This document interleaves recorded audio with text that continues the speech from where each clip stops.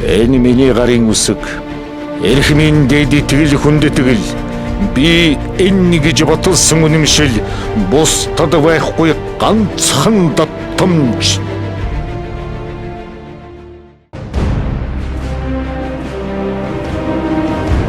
Орхон гэж бүрийн холдгор хүний өрт. Эмүүжин жамуу хоёр андлалцаж алтан бүсээс солилцов. Хорон үгийн сум дундуур ор хаваас бохож амгадъя. Үхэлдэн тэмцэх өдөр дор эвийг үл умартыг. Ойрын бурууд омгойт хаваас төвчив. Холын зөвд холдож үл хагцъя. Өшөөдөр сол босдог, бас нурдаг. Цаг хугацаа баатрыг төрүүлдэгч бас үгүйсгдэг.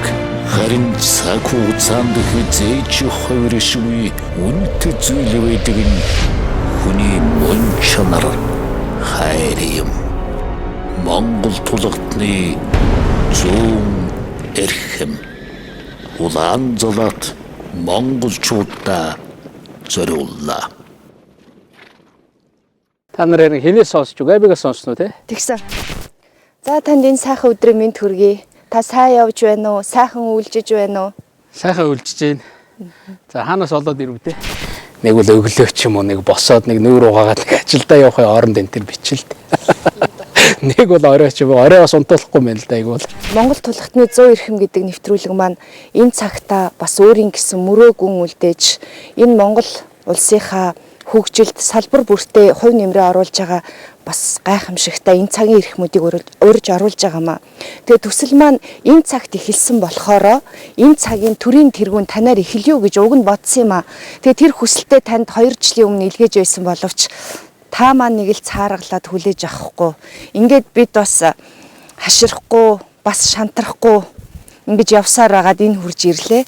Монгол тулгтны 100 эрхэм нэвтрүүлгийн маань зочин хойморт өнөөдөр Монгол улсын ерөнхийлөгч би давтан элий Монгол улсын ерөнхийлөгч Сахагийн элбэгдэрж оролцож байна. Ингээд бидэнд гүн хүндэтгэл үзүүлсэн танд баярлалаа илэрхийлье. Танд морлон ирсэн чиглэлээ. За баярлалаа. Как тебе зовут? Меня зовут Элбэгдэрч. Элбэгдэрч гэдэг нэрийг танд хэн хайрласан юм бэ? Миний нэг ах те. Манай дээрээс 2 дахь ах өгсөн гинлээ. Ер нь очир лавг чимчэгдэр гээл тэгэл тэрнээс доошоо гол ингээл нямдарж балдарж арслан дорж гээл ингээл явдгийг. Элбэгдэрч гэж нэр өгөөрэй гэж Элбэгдэрч гэж цонхныхын шороон дээр өччихсэн гинлээ. Тэгээ би бол өнөөдөр сонгуулийн өмнө нэвтрүүлгийг хийж байна гэсэн хэл ам гарахаас огтхон ч айхгүй. Манай эцэгч нэг ийм зуршил тогтоод байгаа. Хүнийг аливаалахаар муу хэлээд үйл сонгуулийн сурталчилгаа биш болдог. Магтахаараа сурталчилгаа болчихдог. Нэг талаас лав сурангуй энэ сонгуулийн өмнө бүр ярих хэрэгтэй байгаа. Ер нь 4 жил бид нар ч ард түмнэрээ дүнгээ тавиулдаг. Сургуулийн сурагч хүртэл одоо дүнгээ сонсомоор дүнгээ тавиулахын тулд нөгөө сурсан мэдснээ ярьдаг, бичдэг, шалгуулдаг шүү дээ. Тэгэхээр яг одоо энэ 4 жилд юу хийсэн? Юу нь болсон? Юу нь болоогүй? Ер нь цаашаа энэ Монголын төр Монгол улс юун дээр анхаарах ёстой юм гэдгийг чинь бол ярилцаж байж шийддэг. Одоо би тийм л нийгэм рүү орсон. Сайн муугаа ярьж шийддэг нийгэм рүү орсон шүү дээ. Тэгээд тэр сонгогчид бидний багш нар бидний одоо тэр дүн тавьдаг улсууд бол ардтам. Тэр хүмүүс илүү их мэдээлэлтэй байх тусмаа л сонголтоо зөв хийнэ. Маяг.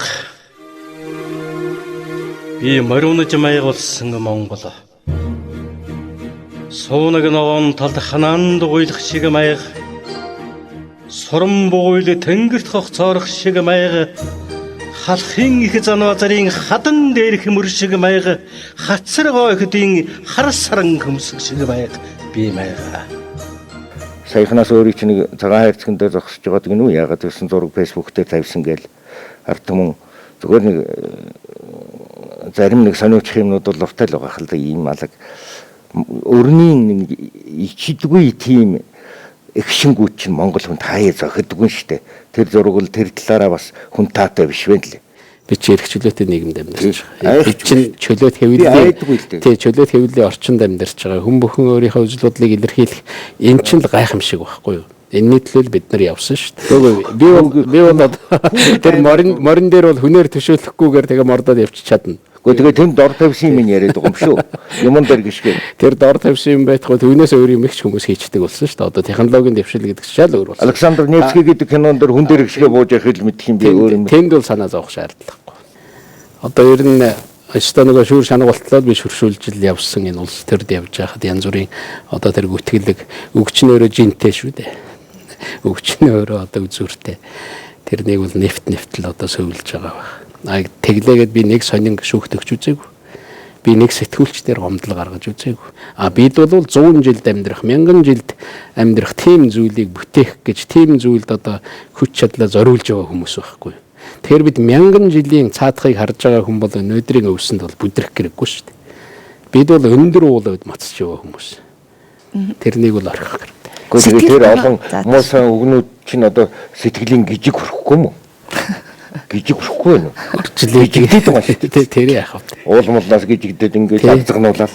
Тэгээ би түрүү хэлжсэн ер нь гүтгэлэгч бай муу үг бол байнга л хурцлж идэг шүү дээ. Арай л илүү эрт босоход хүргэдэг. Арай илүү дахиад нэг юмыг бодоход хүргэдэг. Үүгээрээ бол үнэхээр энэ шүүмжлэл, энэ сүйдрээ нуухгүй явна гэдэг бол муу талаа нуухгүй явна гэдэг бол тэгээд хүн ардаа танигдана гэдэг бол одоо хамгийн чухал. Нэг гайхамшигтай үг монголчууд хэлдэг шүү дээ. Таньдгүй бурхнаас таньдаг чөтгөрөн дээр гэж тийм ээ. Монгол тулхтны 100 эрхэм. Монгол эр хүмүүс ярилцж байна. Адууны тухай асуухгүй, хөндөхгүй бол болохгүй. Гэхдээ тэр нь ёс бодож биш ээ. Та одоо ер нь адуу маланд хэр ирэмгийв, мөн та хурдан морь уух тийм сэтэл санаатай байдгүй. Нэг бол уйдгүй. Ер нь хөдөө өсч төрсөн хүүхд хөдөө төрсөн хүүхд ч одоо адуутай л холбогдсон шүү дээ. Би эхээс гараад магадгүй одоо тэр сумын имлэг дээр би төрсөн юм байлээ. Тэгээд тэрний дараа морины нуруунд дээр гардаг л одоо би 3 хоногтод л морины нуруунд дээр гарсан байх гэж боддог. Манай аав хөдөлгөөн морьтой ирээл тэр чинь машин байхгүй шүү дээ. Мотоциклч байхгүй. Хүүгээ тэврээгүй. Манай нөхөр бол нэг юм цаахар даванд байгаад өвөрлүүгээ ингэж хийгээ шогсцсон. Манай ээж ард талынх нь хөдөлгөөн морин дээр хоёлаа явсан. Тэгтэл би 3 хоноод 2 хоноод морин дээр гарсан. Ийм л хүн. Тэгэхээр би бол энэ монголчуудын дунд байдаг агуу сайхан соёл бол энэ морьтой харьцдаг энэ адууны соёл гэдэг бол монголчуудын одоо энэ дэлхий дээр өөрийгөө таниулдаг, ялгардаг ийм соёл юм гэж боддог. Тэгэхээр би бол энэ морь малтаагаа ингэж уйж, морь малаа ингэж адгуулж, ингэж амьдарч байгаа энэ улсууд бол Монголын мөн чанарыг хадгалж байгаа. Яг Монголыг авч явж байгаа. Хэдэн зуун жилээр. Ер нь хүн гарч ирээд адууга хураахтаа морио барихтаа очих газараа бодож барьдаг. Би нэг тийм гоё философи юм байна гэж боддог. Сумын төв очих гэж байгаа бол 20 км явах гэж байгаа бол хөл хөнгөнтэй арай сайхан одоо тийм морио барьж. Хонь хариулах гэж байгаа бол бас хүүхэд мөнхөд унчихгүй тэр хүүхэндээ одоо эргэлдээд байдаг. Тийм морь барьж авна тийм ээ. Найранд явах гэж байгаа бол за дэлийн зассан. За тэгээд авгаатайгаа явах гэж байгаа бол хослуулаад ижилсүүлээл тогтог имэйл нь хүртэл өөр бол явцдаг шүү дээ. Миний хийж байгаа үйл хэрэг бол 1000 жил оршино гэж Чингис хаан гэдэг хүн тэрний одоо тэр шадар хүмүүс бол тэгж л ойлгож исэн болов уу гэж боддог. Тийм учраас тэр нэг зах зохын тэр нэг жоохон үг тэр янз бүрийн гүтгэлэг хэрүүл тэр юм их тоолгүй өнгөрдөг. Тэдний одоо сэрэг ирж гин тэр муу мэдээ ирэхээс өмнө Чингисийн сэрэг ирээд өнгөрцөн байдаг гэж байгаа шүү дээ. Тэгээ ингээ малчтыг хараад байхаар малчин бол 1000 мэрэгжлийн эзэн гэж. Үнэхээр ч бодохоор малчин бол 1000 мэрэгжлийн эзэн. Ингээ гарч ирээд одоо од сар шинжээд ингээ зогсож байгаа нь бол одон оронч шиг. Морио шинжиж байгаа нь бол мал зүйч шиг. Тэгээд одоо хүүхэд нь халуурч бүлээрээд түүнийг одоо эдгээгээд өгөөч ч юм уу тэгээд нэг таг ман өгөөд энэ тэр эмчилж байгаа нь бол ер нь бол нэг тийм бага эмч сувлагчээс бол дотохгүй шүү дээ. Тэгээд эмчилж чинь. Тэгээд жишээлбэл эмэгтэй хүн гэхтэл одоо хэрийн бараг сүүний үйлдвэрийн хийдгүй юм гэдэг шүү дээ. Тэгэхээр ингэж бодохоор тэр ямар агуу үйлдвэрлэл. Тэгээд тэр нь байгальд хичнээн ээлтэй үл. Тэгэхээр малчин гэдэг бол тэр малчин заяа гэдэг бол Монголын заяаг авч явж байгаа. Одоо энэ адуу янцхаагаад ингэж байж байгаа. энэ юм чинь одоо авч ирж бид нар тэгээ хэдэн үеэрээ хэдэн 10 үе дамжиж бие биендээ тэр гайхамшигтай уламжил бидний цусаар дамжаад үлдээд байгаа. Ер нь морь ундгүй монгол хүнийг морин дээр түшээд мордуулах тэгээд морь унж үзээгүй япон хүн морин дээр түшээд мордуулах хоёр бол шал хоёр өөр шүү.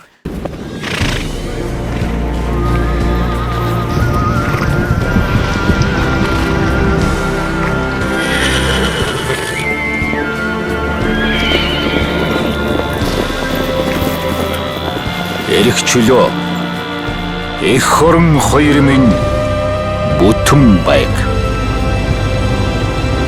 Монгол улсын ерөнхийлөгч Сахагийн элбэгдэрч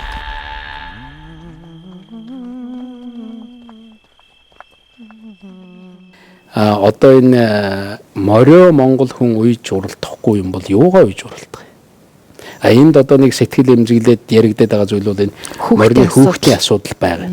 Тэгэхээр энэ хүүхдийн эрхийн хүүхдийн асуудал дээр тэр морь уйдаг уралдуулдаг улсууд нөгөө талд нь хүүхдийн эрхийг хамгаалдаг түүний төлөө байгаа байгууллагууд суугаал тэр дүрм журмаал чангаруулах хэрэгтэй. Морио сая төгрөгөөр даатгаж байгаа мөртлөө хүүхдтэй өгж байгаа даатгал нь 5,000 байгаа байхгүй. Тэгэхээр үнэлэмж тэгж харагдаад байна л да. Тэгэхээр тэр унаач хүүхдүүдийн тэр даатгал, унаач хүүхдүүдийн эрхийн хамгаалалт, тэр амь насны хамгаалтын асуудлыг бол ярих цаг болсон. Бид чинь энэ дэлхий дээрх баг хамгийн сүүлийн нүүдэлчд. Тэгээ та төрийн тэргүүний хувьд энэ ёс заншил, соёл ахуй маань улам өргөжин тэлнэ гэдэгт хэр итгэлтэй байдгүй. Хүн ер нь эхлэхдээ бол нүүсэн шүү дээ. Эхлээл явж эхэлсэн. Эхлээл шилжиж эхэлсэн байхгүй. Ерөөсөө л бидний амьдрал. Тэгэхээр бас нэг гайхамшиг нь тэрнийг өнөөдөр монголчууд авч үлдсэн. Хамгийн удаан хадгалж үлдэж байгаа юм, хамгийн удаан тесч үлдэж байгаа юм л үнэт зүйл болдог байхгүй. Тэгэхээр энэ нүүдэлчин ахуй гэдэг чинь өөрөө үнэт зүйл юм байна. Тэгэхээр үнийгээ бид нар бол авч явах ёстой. Мэдээж өнөөдөр хүндрэлүүд байгаа. Яаж энэ хот сууринтайгаа, яаж энэ уул уурхатайгаа уялдах уу, яаж энэ цөлжилт энэ байгаль орчинтойгоо уялдуулах уу гэдэг. Гэхдээ хүмүүс өөрсдөө энэ оюунтай тарихтай тэгээ шинжлэх ухааны технологи гэдэг шинэ арга хэрэгслүүд бий болж байгаа учраас би хөвдөө энэ хөвтөлхийг энэ хөрст одоо газар шороогоо бол хүн төрлөختөн авраад үлдэж чадна. Би хөвдөө бол нэлээ өөдрөг байдаг. Та тодорхой хугацааны өмнө телевизээр блиц асуулт орж байхдаа бөөгийн тухай тэнгэризм буюу бөөгийн тухай асуудалд бүрхэгдүү юм шиг зарим талаараа үл ойлгогдох мэт хариулт өгч байсан.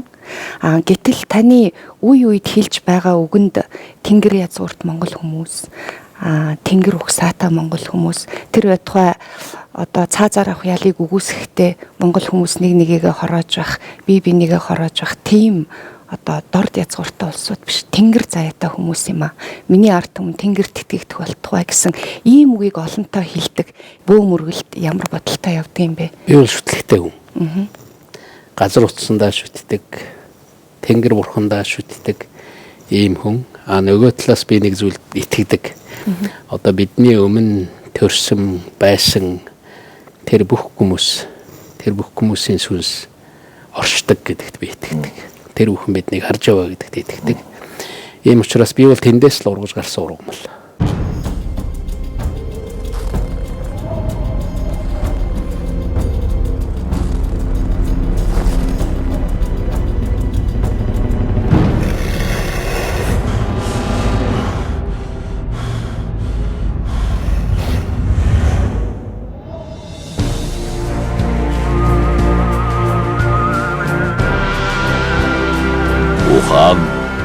Эр зэрэг хиймэрийг би тэнгэр мэт шүтэн. Газар шоронд минь хал дарэрэгстэд элдний эр сомоны зэв зөхөн бодум шанив.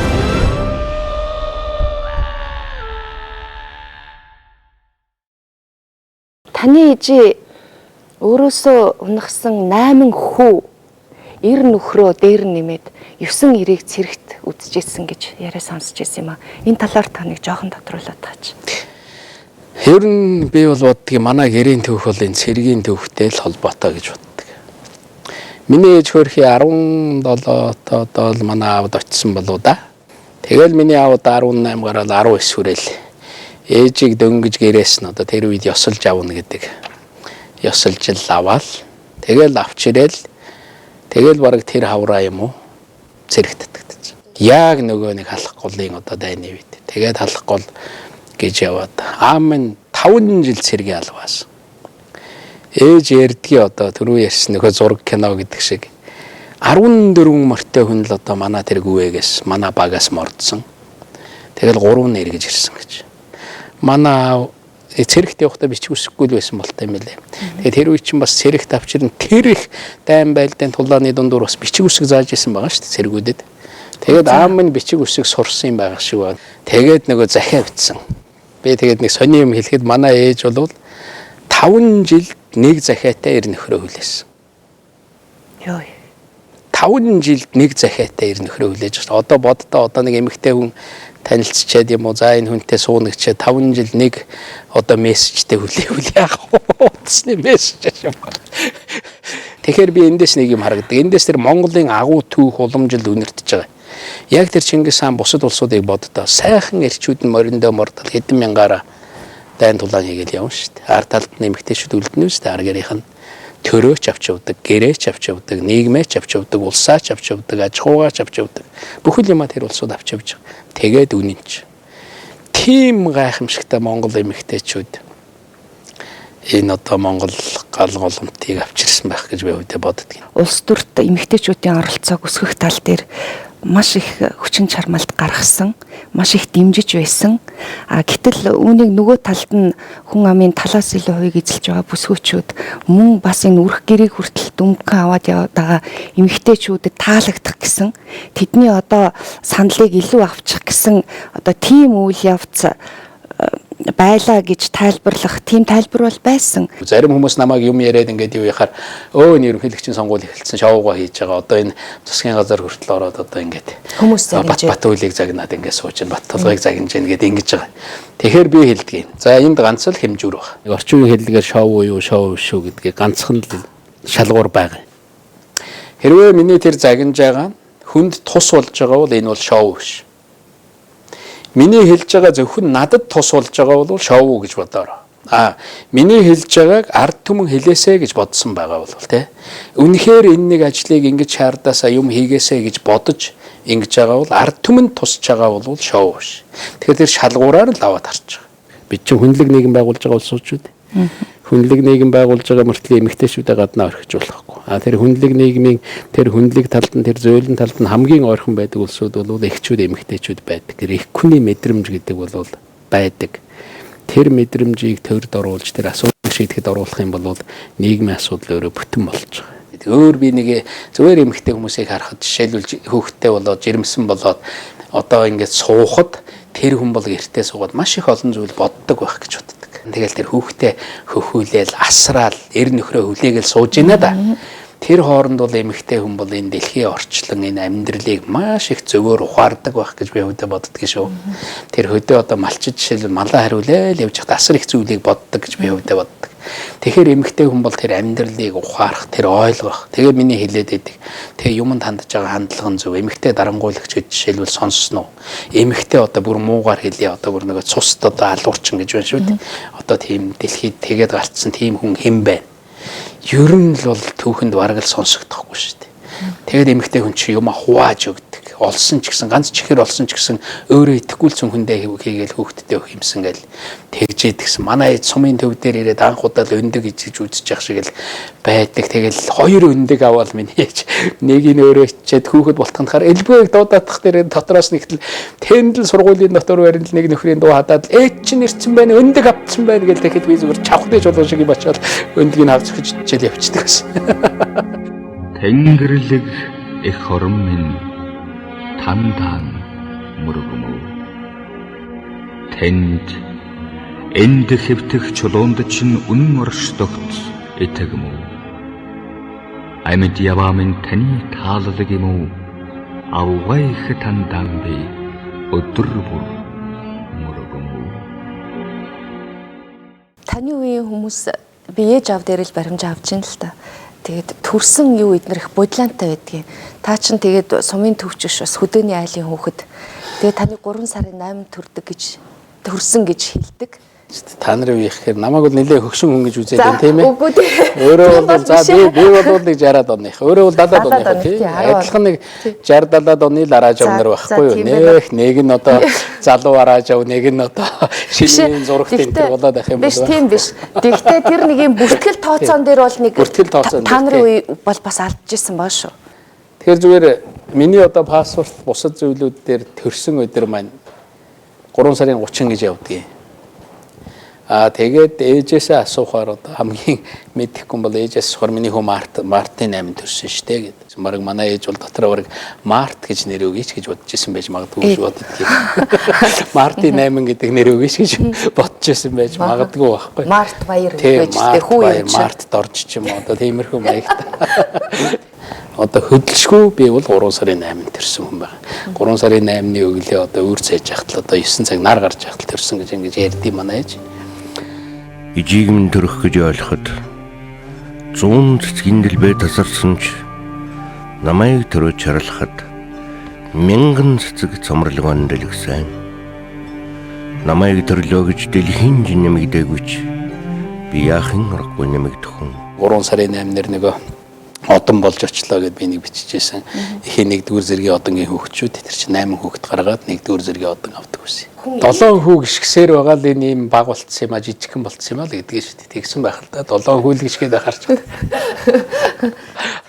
За тэгээд тэгсэн тэр юунаас болоод 3 сарын 30 болчихвоо. Тэгээ манай аав тэр хөдөө байгаа. Одоо эхнэр төрхөөр явсан. Тэгээд нөгөө одоо эхнэрээ авах гэл одоо төрснийхэн дараа 2 хоногийн дараа ч юм уу 3 хоногийн дараа л одоо ирж авал гэдэг үстэй бодвол тэгэл морио хөтлөөд хөөрхийд эндээс л шогшж орж ирсэн. Орж ирэхдээ бас манай ээж ярьдгийг нэг цоохор тийм даавн өлгий хийцэн ирж ийн гэж байгаа маа. Тэгээд аав хэрээсээ намайг ч нөгөө бодоод би тэгсэн байх л гэж боддог. Нөгөө цоохор өлгийнд хийгээл тэгэл хийж аваад өвөрлүүгээ хийгээл тэгэл шогшоол алуусөө тэгэл ир чинь. Тэгээд дараа нь аав тэр нөгөө нэг одоо нэг сайн ярьдаг төрсний гэрчлэгээ энэ төр болж сум руугаа орж ирэхтэл өнөөдөр миний төрс өдөр байгаа уг нь бол нөгөө юу авснараа бол төрсний гэрчлэгээр бол. Нөгөө төрсний гэрчлэгээр дээр чинь 3 сарын 30-нд элбэгдэр төрсөн гэж үзсэн байх. Хойш авна шүү дээ. Нөгөө 3 сарын 8-нд төрөөд манай аав яах вэ орж ир нөгөө төрсний гэрчлэгээ авах гээд орж ирэхтэй. Хөөчөө хизээ төрсөн гэсэн.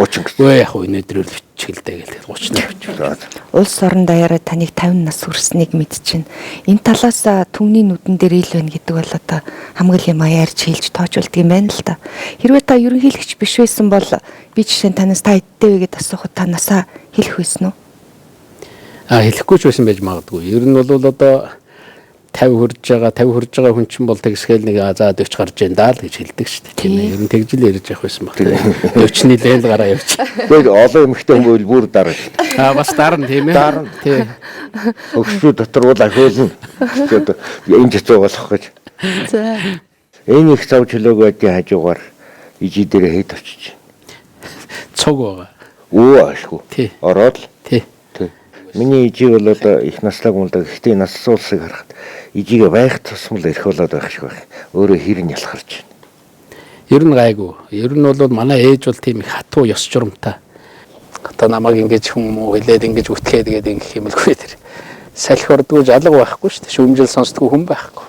Гэхдээ тэр муу хэлүүлдэггүй хүн байхгүй шүү дээ. Юунд тэгж явдгийг ингэж тий. Тэгэл хатуужуулж өгдөг. Түгээрэл өөр юм. Бүх ээжүүд л тийм байх гэж би хувьдаа боддгийг. Хөрхий баяр болох өдөр л өөрийн чинь төрүүлэх гэж яалж суусан байгаа юм. Өөрөө нэг ерөнхийлөгчийн сонгуульд ирчихэд ижи дээр очиод нэг уйлаад өмсүүлж яхих би их тод санаж байгаа юм. Монголын ард түмэн их тод сандаг. Би монгол хүн шүү дээ.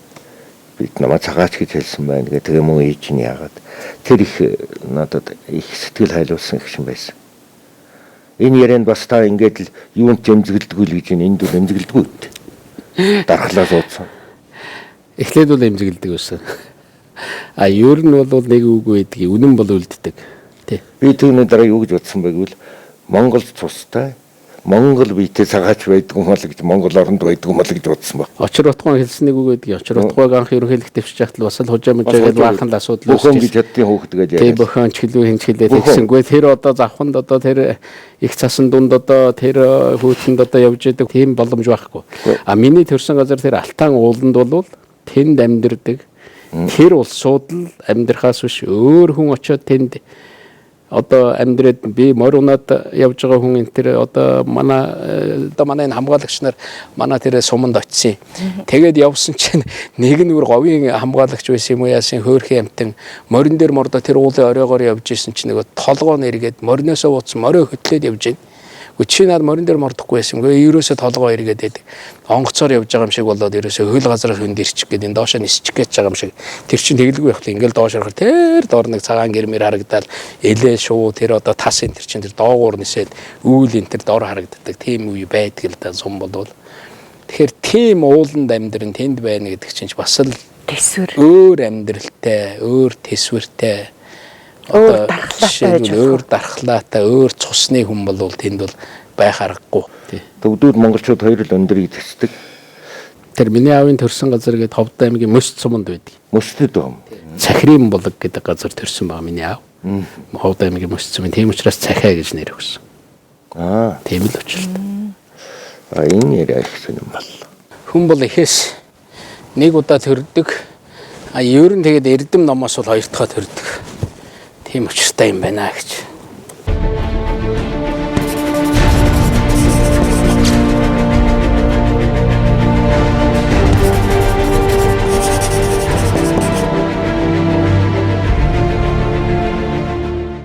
Тэр миний аавын аав тэр Монгол гэдэг хүн бол гайхалтай мэрэгэн хүн байсан юм лээ.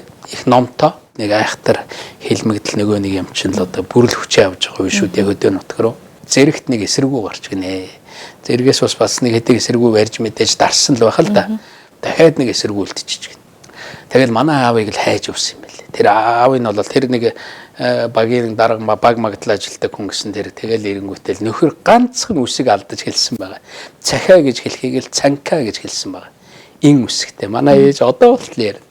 Цанка хаа байна гэж үсрээд байсан л гэж.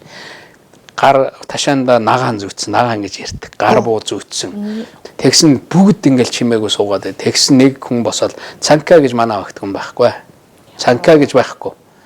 Манай ав дотор нь суугаалаа. Цанка байна. Тэгсээр байгаал тэгэл олохгүйгээр тэгэл хурлаа хаагаал явсан. Тэр цанкагийн аав байна л гэл. Цанкагийн аав гэж хүн байхгүй. Цанка гэж хүн байхгүй гэсэн. Тэгээд явуулсан.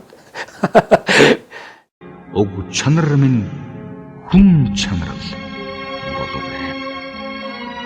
Эх орны минь мөн чанар гоо сайхныг бусдад түгээж энэ ертөнцийн олныг жаргахад минь надад тусал. Энэ бие ухаан бодол сэтгэл зүрх үйл ажил минь таних гэвэл эх ор минь та өөрөн минийх би таны гигэн гэрэлд аж төрөв. Хамгийн гоё одоо дурсамжтай юм уу бол тэр аавтайгаа зүг хон хариулээд явж байгаа. Ээжтэйгээ зүг хон хариулээд явж байгаа. Манай аав ингээд тамхи нэрээд ингээд суужгаад тэгээд өвөр дээр нь суугаад нэг тийм тамхи үнэртээд тамхи нэрээд миний хөвгүүдээ сөрөг гэж хэлдэг. Сөрөг гэж одоо сөрнө л гэсэн. Сөргүүл эргүүл гэсэн утгатай. Тэгээ гүүгээл галалцаж очиод нөгөө хоныг эргүүлээд авч ирхад нэх гоё магтаал хэлээлгүй энэ миний хөв. Мөнч хурдан гүөх юм, мөнч нүдтэй хөөхт шүү. Малд нүдтэй гэл. Би хоны хариулахтаа ингээд тойроод гүгээд идэх хөөхт байсан. Тэгэхээр тэр үед нэг тийм урт гартаа малын захаар явж байгаад хон шүүрч яваад хамгийн сайн тарган хон шүүрч яваад урдаа тавиад аваа явчихдаг нэг тийм малын хулгайч хүн байсан юм л да манай тэнд. Тэгэл ерөөсөө тэр нөхрөл тэргээр нэг мортой ингээл нэг гараал ирэх чинь би чинь зүгээр дуугаад хонио тойроод байх. Гүүгэл ах. Гүүгээд энэ бас дандаа хураагаад байхгүй ш тэр чи хол газар тойрж байгаа юм чи. Тойроод байдаг. Тэгээд тэр хүн өөрөө нэг ярьсан байдаг. Танаа энэ элбэгд орж хонь хариулж явах бол боломжгүй. Ер нь боломжгүй шахуу юм дараа нь ирж манайханд хэлсэн байдаг. Тэгэхээр тэгж өссөн. Тэгж одоо нэггээр хэлвэл тэр өмч тийм л хариуцлагатай л маягтай юм. Айхтар хөвгтэйч. Тий. Хувийн хэрэг гинэ. Таны. Сая орж ирэл олчдаг аа. Эн чинь бүр яг их хуваараа юм байна. Тий. Таны нэгдүгээр ангиас нахвалаа хөтөлсөн. Дүн дундаас битүү яраасан онцыг ингээд түүгээд юу нээжгээ харахаар сахилга бат байх юм аа. Сахилга дээр нь 5 гэж тавьчихсан байна. Тэр бол ерөөсө 4 алга үнэхэр. Гоос овоолт. Бүр тэр уулын бэлд шумуултай байхад л миний ээж намайг дагуулаад орой шумуулд нэг хонь хөвтөхгүй Тэр өндөр уулын орой дээр хонио туугаал шөн дунд од төгсөн үед л арай гэж нэг юм гардаг. Тэгэл бид нар тэнд хончоол хонио идэвчээл өдөр нь тууж орж ирдэг байлээ шин. Гэртээ ч унтдаг байсан. Манай ээж хэлдэг байсан. Би зарим хүүхдүүдэд үүрэл нөгөө хүүхдүүдэд хөөлдөг одоо хөл дороогүй хүүхдүүдэд манцуутаа нүрэл гүүгээл тэгэл хонио хариулээл тэгэл хонио хариулж явахдаа нөгөө хүүхдээ сүйдэрлүүлэх газар олдохгүй томхон таргууны нөхрөө ингээд хүүхдээ нөгөө манцуутаа хийцэн тэгэл ялцаад байдаг. Таргууны нөх чинь сайхан сэрүүхэн шүү дээ. Цаанаас нь таргуу татчихгүй л үлгэр тавгийн юм шиг таргууны нөхөнд хөөхтэй идэг байсан. Гүг тэр чинь гайхамшиг үлдээ. Тасарцсан амьдрал биш шүү дээ. Тасарчгүй яадаг юм бэ? Тэгжил бослоо шүү дээ. Гэхдээ тэгсэн байна. Тийм амьдрал дундаас бид чинь босч гарч ирсэн байхгүй юу? Тийм л одоо гайхамшигтай түүх. Тэгээд бид нар 8 үлээ. 8 үлээ бүгдээрээ цэрэгт явсан. Тэгэхээр манай аав дээр нэмэх нь 8 цэрэг. Одоо энэ чинь баг тасаг цэрэг гэдэг шүү дээ. Дээр үед бол 3 жил цэрэгт явцсан ах ирнэ гэдэг бол тэрэн шиг сайхан юм байхгүй. Ханхалзаал орж ирэл. Намайг чи ингээд өргөөд баг тэр дээшээ шийдэл. Дүү сайн уу гэдэг ингээд үнсэл тэгэл тавиал.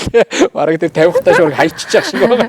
Тэгэл ороод ээж дүнсүүлэл тэгэл ордог. Тэгэж орж ирж байгаа тэр цэргийн ахын үнэр. За тэгэл тэр цэргийн ахын яриа гэдэг бол тэрс гайхамшиг. Нөгөө нутгийнхан цэрэгт явуулах хүүгээ танахаар нэг орж таны ээж цаг тэр бас их сайхан бэлгшээлтэй яриа байсан. Тэр бас их гоё л тийм юм. Тэгээд эхнээсээ олон хүн ингээд цэрэгт үдээд явуулаад ирэхээр тэр нөгөө нэг үн цэнийг л их мэдэрсэн юм шиг. Тэгээ манай сумаас ингээд цэрэгт явах гэж байгаа залуучууд ялангуяа манай багаас бүр цахиа гонхаар орно. Цахиа амбаагийнхаар орно гэж өөр ярьдаг. Тэгээд одоо хонин куугаан цай уугаад явна. Хонин куугаа сайхан өрөөл хэлж өгдөг. Сайхан гоё үг хэлдэг манай ээж. Тэгэл хоошоо сургуульд явах гэж байгаа. Улаанбаатар руу одоо сургуульд явах гэж байгаа залуучууд манай гэрээр ирж бүр морьтой ирээд л тэгэл тэр ээж чинь бол тэр өдөр тэр нэг тийм хол явах гэж байгаа хүн л гэрээр ирэхээр манай ээж бүр нэг л урсаж ястаа нэг хайлж байгаа юм шиг болдог байж юу. Тэгж их гаргаж өгдөг тийм үүд сайтай тийм айл гэсэн манайх бол Эх орноо хамгаалж эрт цэргийн алба хааж байгаа цэрэг ирсийн тангараг их хүчтэй би өргөж үзег болохоор тэр мэдрэмжийг мэдэхгүй байна л та. Тэг хүчтэй нөлөөлдөг юм шиг байгаамаа. Юу ч болсон одоо энэ халуун ам бүлээн цусаа өгнө гэж тангараг шүү дээ. Тэгтэл төрийн албан хаагч болох тангараг адилхан өргөдөг. Адилхан тангараг. Тэгтэл тэр яагаад цэрэг ирийн тангараг шиг цээж юмд нь тэгж суудгүй юм бэ? Ялгаа нь төрийн албан хаагчийн тангараг бол одоо би төрийнхөө төлөө өхнө гэсэн тийм үг байхгүй л дээ. Амиа зөрүүлнэ гэсэн үг. Тэр эрд цэргийн тангарагын дотор тэр үг байдаг. Одоо би бол хүний зүрхийг их жижиг зүйл гэж боддог. Гэтэл агуу юм байна. Тэр зүрхэнд чинь тэр тангараг өргөхөд бол эх орн нь багтдаг гэж би боддог. Атга зүрх. Гэхдээ тэрэн дотор эх орн багтдаг. Яваа олон багш нэг хойлог гэж хэлгэнэ байдгийг. Хойлог гэдэг шуудаа би хонзон тавьсан юм шиг атаархаж явдаг. Яагаад гэвэл их нутгийн жолоо хадууданд нь байдаг гэж. Тэгээ би нэг юм ойлгосон тэр нь бол нэг гайхамшигтай юм бол ер нь нэг цэргийн хүн тэр нэг тангараг өргөсний дараагаар их өөр бол. Тэр нөгөө эх орн гэдэг юм чинь нэг үг байдаг шүү дээ. Эх орн элгэнд шингэж зүрхэнд багтана гэж. Яг тангараг өргөөд за одоо чамд дарга чинь яв гэд ингэхэд амиа алдах тийм даалгавар байж болно шүү дээ. Одоо дайм байж болно. Одоо байлдаанд ороод ирлээ гэж болно. Одоо тийм ээ. Тэгтэл яг эх орн чинь бүтнээрээ тэр зүрхэнд багтаж байгаа. Яг тэр тангараг өргөө хүн бол мэдрэхгүй баг. Цэргийн хүн тэгж мэдэрдэг. За би энэ тангараг өргөлөө гэдэг бол нэг өдөр би эх орныхоо төлөө амиа зөрүүлнэ л гэсэн үг шин. Нэг өдөр би бүх юм авилдэгээл тэгэл нэг өдөр дарга яв гэхтэл явна. Тийм мэдрэмж төрдгөөрөө би тэр одоо миний олон ах нар тэр миний аав одоо цэрэг талваасан. Тэгээд тэр эх орн элгэн чингэж зүрхэнд багтана гэдэг. Тэгээд тэр зүрх зогсоход эх орн нь одоо бүтэн үлддэг. Тэр зүрх нь буудагдлаа гэхэд эх орн ард талд нь бүтэн үлдэнэ гэж одоо улсууд ярьдаг. Америкт солиод магадгүй аваад ирэх, аваад үлдэх тийм үнэт зүйл байгаа шүү гэдгийг л цэргийн хүн ойлгосон байдаг байхгүй.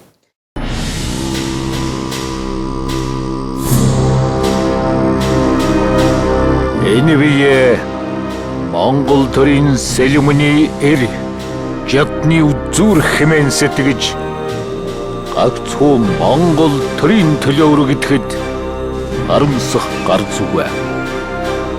Батбатар ban багсарч.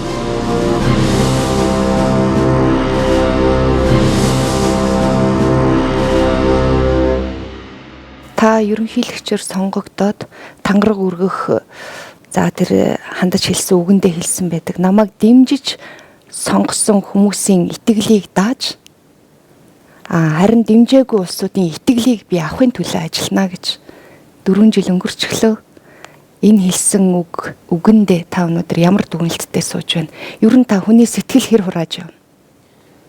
Энэ үгийг одоо хүртэл би бодож идэгий. Жишээлбэл намайг дэмжиж байсан тэр хэсгээс хичнээн хүний сэтгэл нь хөрөөд за би одоо буруу хүнээ дэмжижтэй гэж бодож байгаа бол магадгүй дэмжээгүй хэсгийнхэн дотроос тийм ээ би тэр үед дэмжиж байгаагүй энэ хүн чинь одоо бас зөв байсан байх шүү дээ гэж хичнээн бодож байгаа бол гэж тийм ээ тэр бол тэр хүмүүсийн одоо хийх сонголт. Тэгэхээр би түрүүн бид нэр яриагаа эхлэхдээ хэлсэн одоо өнөөдөр би бол тэр шалгалтанд л орж байгаа. Би бол үүргээ биелүүлж байгаа цэрэг хүн мананд гарсан цэрэг хүн.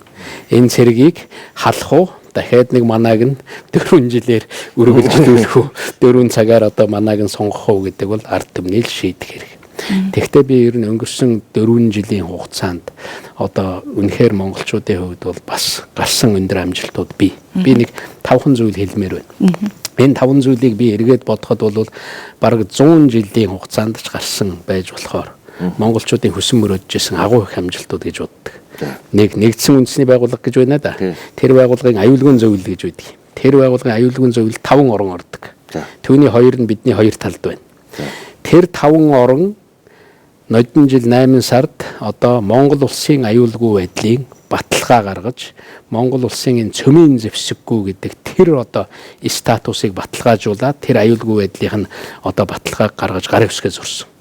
Энэ бол одоо би гайхалтай зүйл гэж боддог.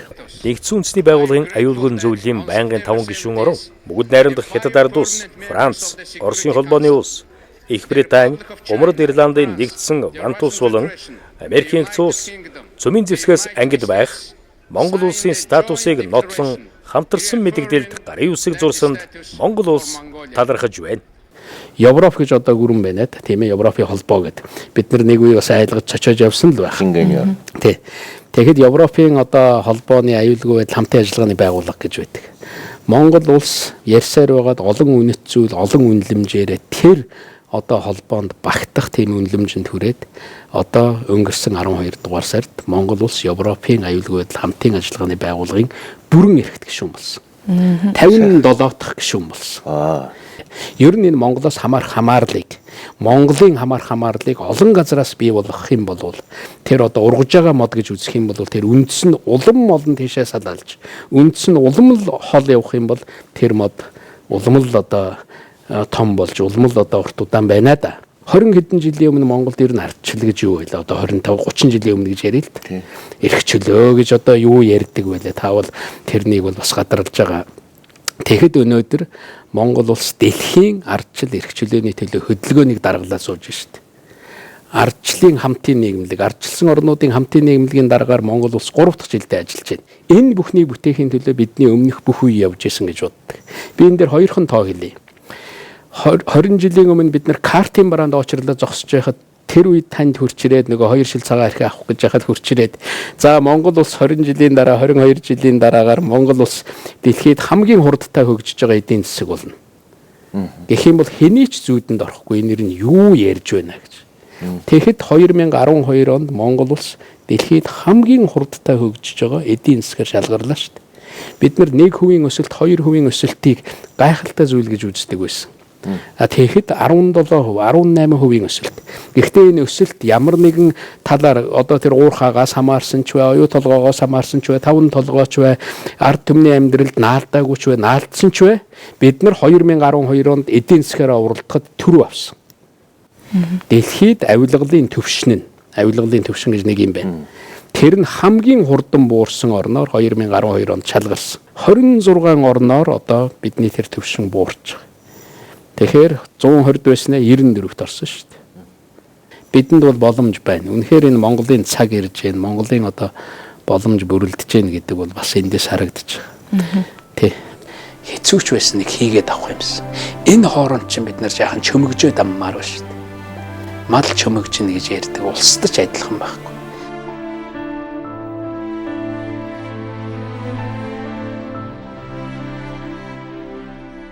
та чинь аль завсраар нь явж байгаа цэргийн алба ачсан. Таны үеийнхнийг дэлгэхэд нь бодвол 10 жил төгслөө ихтэй сургуульд явсан хүмүүс бол цэргээс дандаа болцсон түүхэн олон штэ. Яг таны үеийг аваад үзвэл. Би уг нь 10 дугаарыг төгсөөд энэ Монгол Улсын их сургуулийн сэтгүүл зүүн ангид орё гэж бодож ирсэн. Тэгээ тэр үед чинь нөгөө сургуульд хуваар гэж ирдэг.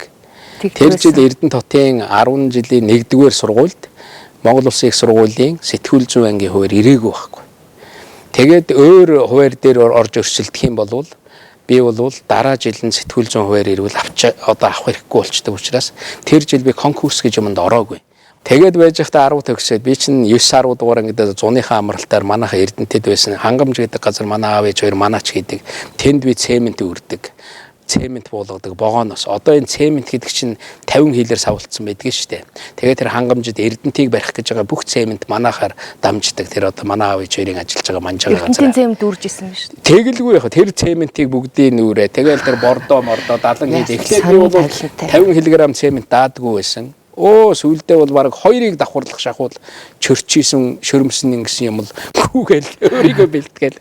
Тэгээ дараа нь би машинист болоод, кран осорлагч болоод, ачигч болоод тэгээ би чинь 1 жилийн дотор 3 үнэмлэх аваад зэрэг 1-р зэрэгээс дээшээ 5 дугаар зэрэг хүртэл өсгөөд. Тэгээ тэр үйлдвэрийн самбар мамар дээр гараад нэлээд ялцлаа. Итгэвтэй хүн байсан. Тэгсэн чинь л манай нэг нөхөр л хавар болж исэн чинь л цэргийн юу ирчлээ надад чамд ирсэн үү гэсэн чинь гэрлүүгээ чавхтаад ирсэн чи байж цэргийн дуудлага тэгэхээр нь л нөгөө цэргийн комисс гэдгээр нь орё нэг тийм орж үзээгүй юмараа л ормоор санагдав ялцаад орцож тэнцсэн би л тэнцэхгүй байх гэж бодож байсан нуруу намхан ер нь бол тэгээд нэг тийм цэрэгтчлээ тэнцэхгүй байх та гэж бодож тэнцсэн байхгүй юу тэгээд 150 цэрэг зогсоож байгаад 10 дугаарыг төгссөн цэрэг урагшаалах гэж жагсаалаас гаргаад команд өгөхөд 2хан цэрэг гарч бүрэн дунд боловсрал. 10 дугаар. Биш нилээхэд алхах юм байх гэсэн чи 2хан цэрэг 150 цэрэг дотроос алга. Тэгсэн чинь би нааталт нь чарагдсан юм уу? Яаж чарагдсан юм аа? Офицераа намайг харангуйта за элбэгд орж. Дээрээс энэ армийн шийдвэр гарсан. Ерөөсөө энэ жил оноос нь эвлэн үрийн дарга тавина гэсэн. Чамайг оноос чинь тавилаа гэд. Тэгээ намайг ерөөсөө цэрэг тэрээ 7 он жахт л баг төрүүт цол өгөөл. Тэр үед гоожуур гэж ярьдаг. Энэ эренгүүтээ 7 хоноо л баг төрөвч. Тэгэл нөгөө зодуур нүдээр тэгэл бүх л дарамтыг намсаж байгаа юм чи. Ямар даварсан юм бэ? Хөш танаад ороод дотор нэг 7 хоноод нэг нөхөр баг төрөвч болсон гэсэн. Тэр хаа байна гэл. Тэгэл ирээд ерөөсөө тундаа оруулж байгаа л зоддаг тий. Чи ер нь ямар даварсан хүн бэ гэл. Тэгэл ерөөсөө тэгэл тэрэн дундаас л одоо гарах л ёстой шүү дээ тэр чинь. Тэгэл баг төрөвч болол тэгэл хөөрхийн нөгөө цэргүүддээ захиааг нь бичиж өгөөл. Тэгээ манай тэр ягаад тэгж их бичиг үсэхгүй цэргүүд байдаг байсан. Бичиг үсэхгүй цэргэл их л байдаг байсан. Тэд нартай АБ-гээс нь хэлж бүгдэнд нь бичиг үсэг заана. Тэгээ бичиг үсэг тайлагдаад ирэхээр эвлэлийн гишүүнд элсүүл нөгөө төл чин дандаа эвлэлийн гишүүн биш ээ бас. Тэм нөхдүүдийг эвлэлийн гишүүнд элсүүл гэрлүүн одоо захиа бичнэ. За юу гэж бичв. Алуу нэг эхлээд мэдлээ тгэлдэ гэл нэг овсыг цэрэг хүртэл надад тэгжсэн. Та нэг мэндэлчгээч гэл.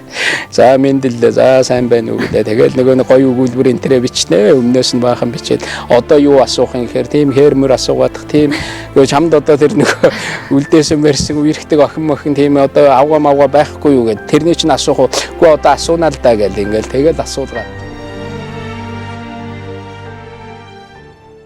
Тэгжсэн чинь л нэг аз таарал.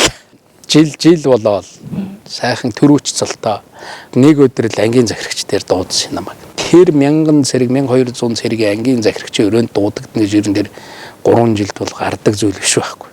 Яагаад дуудав? Тэгэл ер нь том дарга дуудахаар чинь тэгэл за аюул болчтой л гэж бодож байгаа шүү дээ. За одоо сайн юм юу бодохгүй. Ер нь сайн юм бодохгүй дээ. Тэгсэн ороод тас гэтэл ёслоо зүгээр нөхөр хошууч тэгэл тэгсэн чинь төрөж хэлбэгт орж ирснийг мэддэгдээл болтол юм. Ирлээ л гэсэн чинь за чи яасан гэлээ гэж. Улаан цон чи юм бичсэн үү гэж. За баларсан юм багтаал. Бичсэн л гээд тэгсэн чинь л. Чиний тэр юу чинь улаан цон дээр хэвлэгдсэн байна. Та өөрөө явуулаад байсан юм уу? Тий, би нэг мэдээ энэ төр сэргээс явуулаад, шүлэг явуулаад, дараа нь бүр найрглал энэ төр гэж одоо сэрэгт байж байхдаа гинт сэтгэл хөдлөж эх орны цэрэг энэ төр найрглал өччихлээ шүү дээ. Тэгсэн чинь чамайг одоо улаан цонноос дуудсан. Хурандаа даад амьданд орж гэдэг хүн дуудсан байна. Тэгээд явна. Тэгээд надад нэг за одоо ингэж Улаанбаатар руу явна. Тэгээд анх удаа Улаанбаатарын төв рүү орж үзэх гэж байгаа. Амьдралдаа? Амьдралдаа. Тэр үед хурандаа ямар ч цөөхөн байсан. 3-5 шуудаа хурандаа гентарал би гайхал тийм том цолтойг нэг анхаарч байгаа. Тэгэл ороод ингэсэн чинь чи үүнийг бичсэн үү гэл. Тэгээ харсан нөгөө миний явуулсан захианууд шүлгүүд байж Ямар гинт юм бэ? бичсэн гэд. За төрүүчээ. Зөвлөлт холбоот улсад цэргийн дээд сургуульд сэтгүүлчийн мэрэгжлэр явах уу гэл. Би бол тэр үед баг явъя л гэж хэлсэн дээ. Хурдан л тэгж хэлсэн. Тэгэл тэр бол миний мөрөөдөл байхгүй юу. Тэр үед бол би зөвлөлт холбоот улсад дээд сургуульд явна гэж үнэхээр бодог. Миний мөрөөдөл бол их сургуульд орох. За тэр их сургуульд орох нь ч одоо тэгээд бүтэхгүй л байсан л да. Би бол тэрэнд хүрч чадахгүй л байсан баг. Тийм л явсан. Барилгын цэрэгт. Тэгээ юу тэр барилгын цэрэгт тууж байгаа юм чинь. Яа. Тэр хамгийн дэнд л одоо тэр тухайн нийгэмдэр цэрэгт хүртэл татхад л хамгийн тэр доотлолд нь тууж байгаа юм шүү дээ. Тэгэхдээ тэр юун зөвлөлт холбоот улс тэр 3 нэр гэдэг чинь зөвлөлт холбоот улс гэдэг чинь ямар ч одоо юм сонсогч байгаа. Тэгээд дээд сургууль тэгээ сэтгүүлж. Тэгэл зүгээр ингээл хөлс гарах шиг бол тэгэл явъя л гэсэн. За энэ жил 2 хувиар ирж байгаа. Тэгээд энэ дээр өршөлдөнө. Тэгэл анги руугаа буцаал. Тэгэл тэр чи ёстой дуулан болсон да. Тэгэхэд айрмаас анх удаа хугацаа цэргийн албаа гэж анхныхаа оныг дөнгөж өнгөрөөгөл ерөн дээд сургуульд явсан тохиолдол гарлаа гэж ярьж ирсэн. Монгол тулхтны 100 эрхэм. Би зүгээр нэг миний санаанаас гардггүй нэг сайхан юм. Цэргийн сургуульд явчаад 1 жил болчоод тэгээд манай оны цэргүүд чинь 2 дахь жилээ дуусгаж байгаа. Хал цэрэг болж байгаа хгүй. Тэгэл 2 дахь жилээ дуусгаж байгаа. Би ч хойноос ирлээ. 1 жил болоод ирсэн. Анги руугаа гүгээд очлаа. Амралтаараа ирж байгаа. Амралтаар одоо зуны амралтаар ирж байгаа. Тэгсэнд хэрэгт нэг сэтгэл хөдлөм юм хэлж ирсэн. Тэр ороотын нэг оройн тооны дэвтэр гэж байдаг.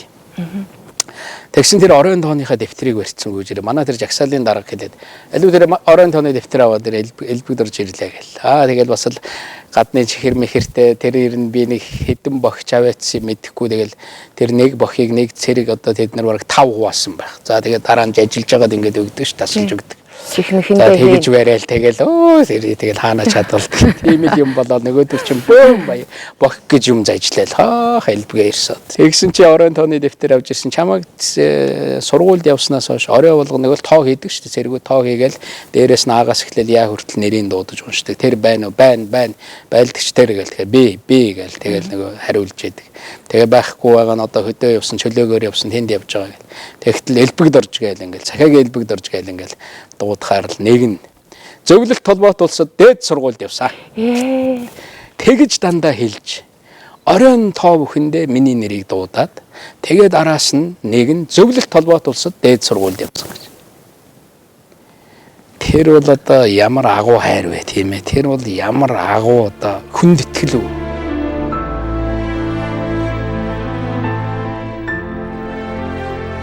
Захиагийн элбэг дорж зөвлөлт холбоот улсад их сургуульд явсан. Зөвлөлт холбоот улсад их сургуульд явсан. Би боддгийн Чингис хаан гэдэг хүн бол алт хурааж явсан хүн биш. Тэр хүн бол хүний сэтгэлийг хурааж явсан хүн байхгүй. Тийм биз? Өөрийнх нь хэлсэн үг байдгаа да. Сэтгэлийг хураахад би наавтав суудаггүй шүү дээ. Сайхан чим шиг нэг зүйл та шагнал өгдөг, шагнал болгодог. Ерөнхийлөгч гэдэг. Хүн шагнана гэдэг юу нь ямар үйл юм бэ? Хүн шагнах хэцүү юу? Нэг бол тэр дандаа баяр баясгалан байдаг юм. Шагнах бол хэцүү дээ. Тэр бол хэцүү шүү. Батүйлд Баатар өхтөө миний нэг асуусан асуулт байдаг. Ер нь ардчилсан хувьсгал гэдэг бол гав юм уу? Ардчил гэдэг бол сайн зүйл мөн үү? Ардчилсан хувьсгал гэдэг бол баатарлаг үйлс мөн үү? Мөн. Тэр үйлсд оролцож явсан түүний бүтээхийн төлөө хийхин төлөө явж исэн улсууд баатарлаг үйлс бүтээсэн хүмүүс мөн үү? Мөн. За тэгэх юм бол тийм хүмүүсийг төлөөлөөд чамайг баатар болголоо. Яг саяны асуултыг танаас өөрөөс тань асуух юм бол та бас энэ цагийн баатар байх юм шүү дээ.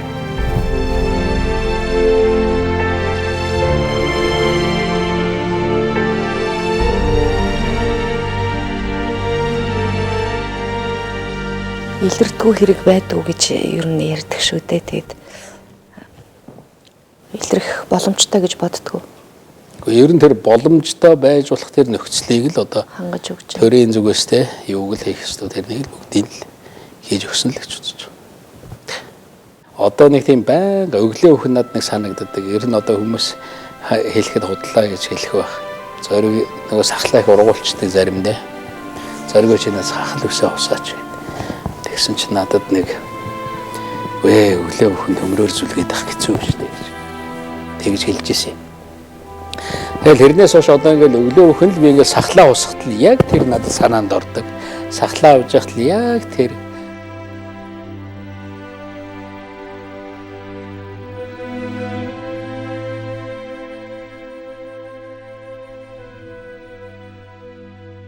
бас танд байдаг нэг эрх бол уучлах, өршөөх эрх бас танд байдаг.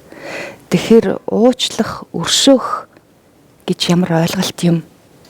Төр уучлан өршөөнө гэж юг хэлдгийг хувь хүн дээр навал та өршөөж уучлах хэр одоо тийм багтаамжтай хүн таны өршөөнтгий уучламтгай сэтгэл иргэн нь алдаж онцсон.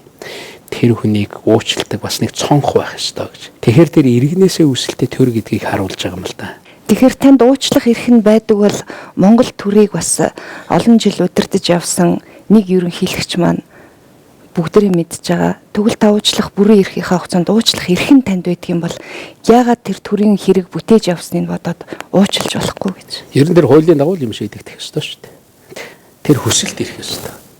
Тэр одоо шийдвэрийг гаргах тэр сэтэл миний ширээн дээр бий болох ёстой шүү дээ. Тэр хүсэлт түрээд ирэхэд бол түүнийг бодож үзэх, уучлахгүй юу, яах вэ гэдэг чинь дахиад асуудал. Хүний хувьд бол бодох юм байна, тийм ээ. Хүн ёсны талаас ойлгох, бодох зөндөө юм байна. Гэтэл төрийн талаас, хуулийн талаас бас бодох. Одоо манай хуулийн дээр байдаг юм. Уучлал хүсэж байгаа хүн өөрөө өргөдлөө бичнэ гэж. Өөрөө бичих гэсэн. Өөрөө бичиж чадахгүй хэрвээ тэр хүн бичих үсэхгүй ч юм уу тийм ээ.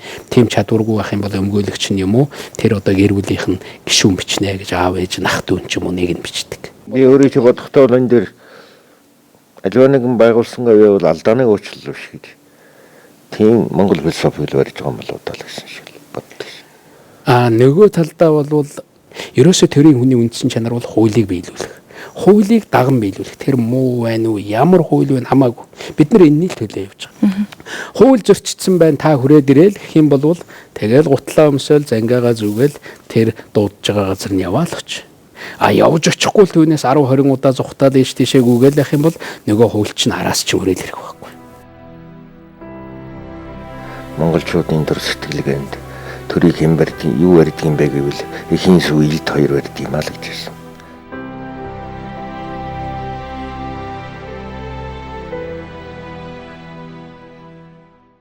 Дуудахад хувцас сайхан бүрэн өмсчгöd очих ёстой гэж. Тэгээ энэ цагт бол сайхан ярьдаг хүмүүс гэхээсээ илүү ярьж байгаа зүйлээ биеэрээ үйлдэлээрээ үзүүлсэн хүмүүсийг хүмүүс илүү хүндэтгдэг болж байна л да.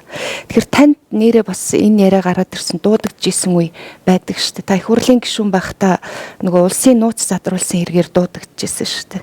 Ерөөсөө л миний хүмүүжил Хувийн хэрэг гинэ. Битүү яраасан онцыг ингээд түүгээд юу нээжгээ харахаар сахилга байх юм аа. Одоо би бодоод байдгийг их хурл баг хурл байгуулагдсанаас хойш одоо 22 жил 23 жил болж байна те. Тэгэхэд их хурлын их олон гишүүн одоо гэмт хэрэгт холбогдсон учраас хүсэлтээрээ чөлөөлөгдсөн байх гэсэн чи яг гэмт хэрэгт холбогдоод хүсэлтээрээ чөлөөлөгдсөн хүн бий байгаа юм. Тэгэл 5.6 жил чөлөө надад өгөөл.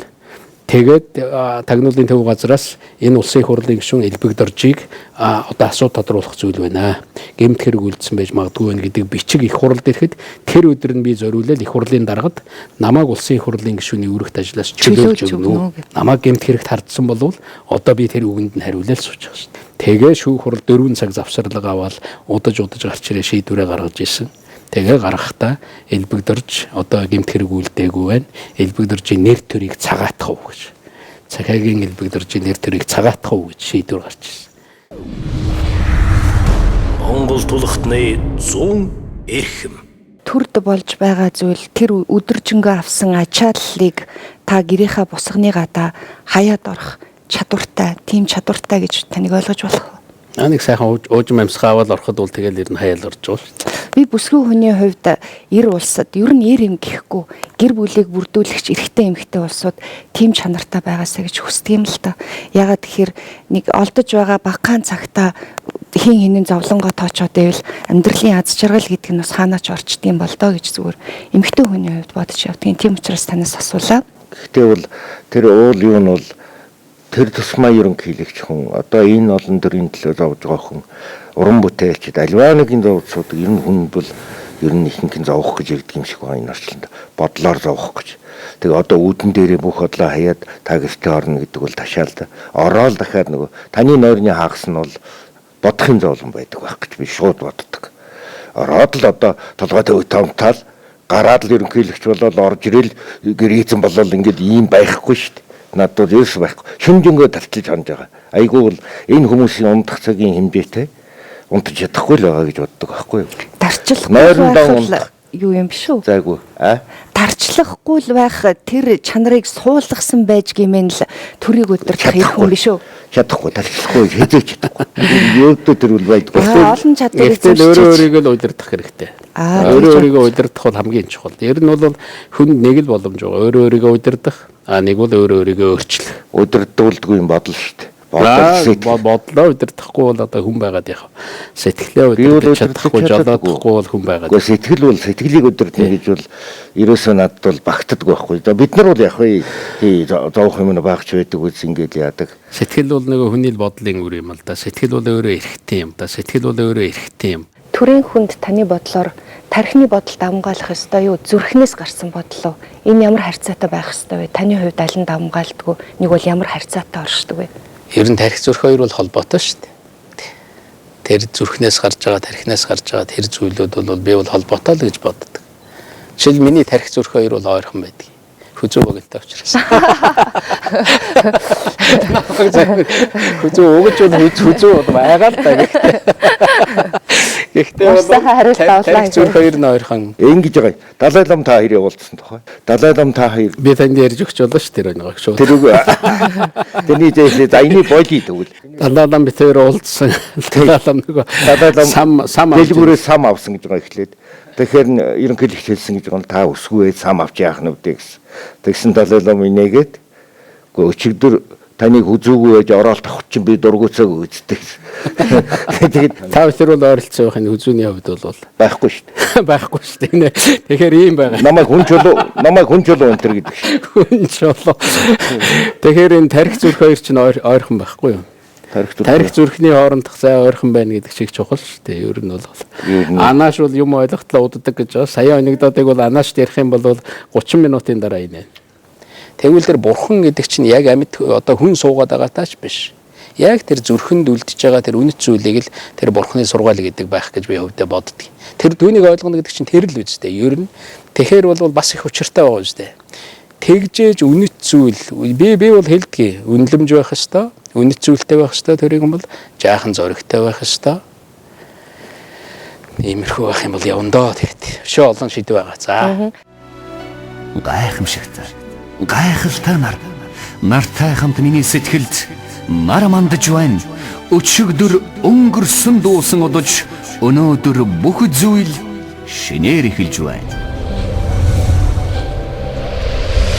Оюуныг дэмжигч Live Energy Group. Боловсрал гэдэг бол бидэнд сургасан ухаан, мартагдсны дараа үлдэх үнэт ов юм. Монгол дээд сургууль. Эд хөрөнгө алдвал багыг, нэр хүндээ алдвал ихийг, эрүүл мэндээ алдвал бүхнийг алдсанд тооц. Эрүүл мэндээ хайрлан хамгаалцгаая. Эрүүл мэндэд чанарыг Denk Farm. Та түрүүн бас нэг зүйл яриад тахла. Сэтгэл гэж эрхтэй юм а гэж. Би бүр түрүүн тодруулж асуумаар байсан. Эрхтэй юм а гэж. Тэгэхээр сэтгэлийг эрхтэн гэж ойлгосон хүн сэтгэлийг эрхтэн гэж үзвэл хоолтой байж таарнаад. Тэгэхээр тэр нь үг байж таарах гэдэг юм л да. Тэгтэл нөгөө талдаа бас таныг гоё ярьдаг. Зүгээр гоё ярьдаг гэж байна. Сая тэгээ маш олон юмны зангилал тайлагдах шиг боллоо. Та сэтгэлийгээ эрхтэнгээ харсан хүн үгийг сонгох нэт ямар хоол явуулах уу гэдгийг. Үг бол үндэстний хүч гэж би боддог. Үгийн хүч бол үндэстний хүч байдаг. Хааны үед бол юу байсан бэ гэхээр зэвсгийн хүч, сэлмийн хүч. Тэр одоо армийн зохион байгуулалтаар бас улсаа хурааж, дэлхийг хурааж явлаа шүү дээ. Одоо бид нар гараал би мундаг одоо дараагуулж байгаа мундаг ерөнхийлөгч гээл дэлхийг байлдаал нь шүү дээ. Тавьхгээл буусам одоо ингээл дуургаал байвал тэр ч хэн ч ойлгохгүй шүү дээ. Тэр ч одоо бол юу? Ерөөсөө л үгийн хүч. Тэгэл үгийн хүчээр. Тэгээ би харж байхад алд би бүү гээл бараг л голдоо 3 үгнээс үтсэн үгнүүд хэрглэж байгаа биз. Чингис хааны үгэнд хүртэл. Тэгэхээр тэнд бол үг хүчтэй, үг харам, тэгээд тэр баг үгэнд их жин тээж явдаг ус. Тэгээ үг хүчхийн тулд ер нь яг тэр үгээрээ бол одоо жирэмслэх хэрэгтэй болж байгаа. Яг тэр санаагаар. Жишээлбэл би бол 3 цагийн үгийг бол шууд босоод л ярина. 5 минутын үгийг бол одоо бэлдэх ёстой. Тэгээ миний нэг үг бэлддэг зүгээр энэ олон аргууд би олон номууд би миний нэг арга бол жишээлбэл ингээд бичгийн цаас аваад би эхлээл ингээд урж эхэлдэг юм бичгийн цаас. Тэгээд ингээд урж бичгийн цаас ураал. Тэгэл дараа нь одоо би үгээ миний үгнүүд голдуу юм тал цаасан дээр л бичигдсэн баг. Тэгэл энэ дээр бичнэ. Тэгэхээр арай л бага үгээр их бодох хэрэгтэй болж байгаа шүү дээ. Тэгээд эннийгээ бичсэн байж байгаа л тэгээд нэг талд нь бичээл тэгээд дараа нь дахиад энэ цаасаа урж байгаа. Тэгээд энэний хичнэ. Дахиад одоо тэр цаасан дээр бичсэн юугаа дахиад энэ жижиг цаасан дээр бичдэг баг. Тэгээд одоо ийм юм дээр бичих чинь бол нэг хуудсан дээр юм хоёр хуудсан дээр бичсүүг энэ дээр оруулахын тулд нэлээх бодох хэрэгтэй. Нэггээр хэлбэл өөрийн болох хэрэгтэй болж ирж байгаа биз. Тэгээд дахиад энэнийг уурна. Тэгээд дахиад энэ. Ер нь миний голдуу 90 он энэ төрд хэлжсэн үгнүүд бол нэг ийм л цаасан дээр бичигдсэн байдаг. Ийм цаасан дээр. Тэгэхээр ингээ бодох тусам энэ үгний чинь жин нэмэгддэг байхгүй. Зүгээр нэг үг сонсчоод баярлаад алгатшаад идэх хүн гэж байхгүй шүү дээ. Тэгэхээр жишээлбэл энэ үгийг сонсоод тийм ээ дарга нь ч ойлгоцсон, цэрэг нь ч ойлгоцсон, 8 настай хүүхэд 80 настай ээж хүртэл одоо хүмүүс хүртэл ойлгоцсон ёстой сайхан үг боллоо гэж. Тэгэхээр тэр бүх хүмүүст л хүрэх. Хүнд ойлгож байгаа үгийг сайхан үг гэж хэлээд байгаа байхгүй. Тэр их ачаалж байгаа богинохон болж байгаа хэлж байгаа үгийг чинь л одоо зүр цэцэн үг, мэрэгэн үг гэж хэлээд байгаа шүү дээ. Тэр чинь л тэр байхгүй. Ер нь бол би олон зүйл дээр харж ирсэн. Үгийг хэлчмээр байдаг, юм ярьчмээр байдаг. Хэлээгүй яриаггүй нь бол хамгийн ондог тийм тохиолдол байдаг. Хамгийн мундаг үг бол хэлээгүй л үг байдаг шүү дээ.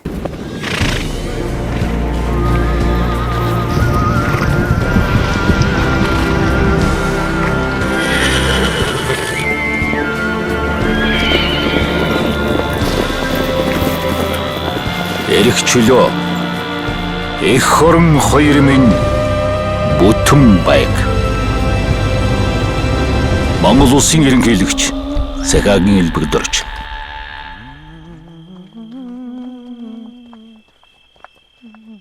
Тэгэхээр энэ нагшныг ташлуулад бид нар энэ нэвтрүүлгээрээ бас энэ мартагдсан Монгол хүчтэй үгнүүдийг сайхан утга агуулдаг үгнүүдийг иргэн бас хүмүүст хүргэх юмсан гэж хоорондоо ярилцсан юм а. Тэгээ анхныхаа саналаа танд тавьмаар байна. Бид нар ойрдоо бараг нэг хэрэглэхээ болчихсон. Тэгсэн хэрнээ их уран яруу утгатай тийм үг таны цээжинд байвал нэг хоёрыг нэгийг гэхгүй та хэдийг хэлмээр байна. Яг энэ мөчөд хэлж өгөөч ээ гэж хүсмээр байна. Ер нь бол үг гэдэг бол энэ Монгол газар шороон дээр амьдарч байгаа улсууд зарим нэг үг нь одоо баруун зүгт амьдарч байгаа хүмүүсийн яриаг зүүн талд байгаа зарим нь ойлгодгүй шүү дээ. Гэхдээ тэр бол нэг явж байгаа л тэр талдаа илүү тэр үг нь хадгалагдаад юм уу тэр ахуй соёлоод байгаа л үлдсэн байж магадгүй л дээ. Жишээл нэг ийм үг байдгийн тавсрангуй энэ гэлмэггүй гэж. Гэлмэггүй гэдэг бол тоомжиргүй гэсэн. Хэнэггүй гэсэн. Хэнэггүй. Гоё үг байгаа биз? Тэгээ гүлэммэр гэж өгж нөгөө үг. Одоо чи ямар гэлмэггүй нөхөр вэ гэж тэр тоомжиргүй гэдгээс илүү нарийн утаснууд энэ дотор байгаа. Илүү нарийн утга. Өөр нэг зүгээр үг би бол гойг гэж үг байгаа. Гойг. Чи ямар гойгтой юм бэ гэж. Энэ эдэмхий гэсэн үг. Чи ямар гойгтой нөхөр үү. Тэгэхээр төрийн хүмүүс бол гойг багтаал байх хэрэгтэй байхгүй. Мөнгөний гойгтой хүн гэвэл мөнгөний гойгтой хүн гэвэл ерөнхийдөө таарна. Таарна шүү. За нэг хоёр үгтэй боллоо. За хоёр үгтэй боллоо. Ингээд нэмэгдээл ах шүү. Гэлмэггүй. Жижигхэн хүүхэд байхаас нь л одоо мэднэ улаан утсанд ажиллаж байхаас эхлээл тэнд тэгэл нэг бас нэг өөр л нэг зөрүүд чим шиг араа эднэрээс гаж чим шиг л Тийм л залуу байсны би мэднэ. Би бол онцогийн гэрч, хүн болгоны гэрч биш. Сэтгүүлч байхдаа та судалгаа их хийгээд асуултаа ягштал ер нь бэлтчихдэг байсан уу? Нэг бол тухайн яриа, тухайн тэр агшинд мэдэрч дараагийнхаа асуултыг гаргадаг байсан уу? Хэрхэн энэ тал дээр ажилладаг байсан бэ та? Ер нь бэлтгэх хэрэгтэй. Аливаа юмд амжилт гаргахыг бэлтгэл хэрэгтэй. Одоо ер нь төрийн тэргүүнүүд уулзахтаа ч гэсэн. Гэтэл тэр хүнийг юу зовоож ийн гэдгийг жишээлбэл судлаад мэдсэн байх хэрэгтэй. Би одоо Обама гэдэг ерөнхийлөгчтэй, Америкийн ерөнхийлөгчтэй уулзчихсан. Тэр хүний сэтгэлийг татахын тулд за манай хоёр орон одоо стратегийн түншлэл байгуулах гээд ингээд явж байгаа гэж ардчил зах зээл бол гоё гээд ингээд ярих юм бол тэр хүнд асар уйтгартай байх байсан. Тэгэхэд би уулзаал гар урайл суухтаа өчигдөр би Walter Reed гээд цэргийн эмнэлгээр орсон. Тэнд одоо шархацсан танаа цэргүүдтэй уулзлаа. Тэнд манай хүүхдүүдийн одоо танаа цэргүүдэд явуулсан ил загтлыг би өглөө гэл. Ингээл ярихтал тэр хүний сэтгэл шал өөр болж байгаа. Тэгэл түүнтэйгээ уялдуулаад бид бол нэг үнэлэмжийн төлөө явж байгаа тийм ээ. Нэг зорилгын төлөө явж байгаа. Хуулийн засаглал, хүний эрх хэрэгчлээ үүнийг бид нар хамтарч хамгаалж байгаа. Гэл ингээл ярихтал түүнийгээ буулгаж чадах жишээ. Юу тэр хүний сэтгэлийг хөндөж болох уу? Тэр хүний сэтгэл тэр 30 минут уулзаад гарахтал тэр дэлхийг бодож байгаа тийм ээ. Тэр улс орныхаа тухай бодож байгаа. Тэр бодлын завсрал бид Монгол гэдэг тэр чухал зүйлийг л шургуулж чадах хэрэгтэй байх. Хүн бол ихээс нэг удаа төрдөг. Ер нь тэгээд эрдэм номоос бол хоёр дахь төрдөг. Тийм учиртай юм байна гэж.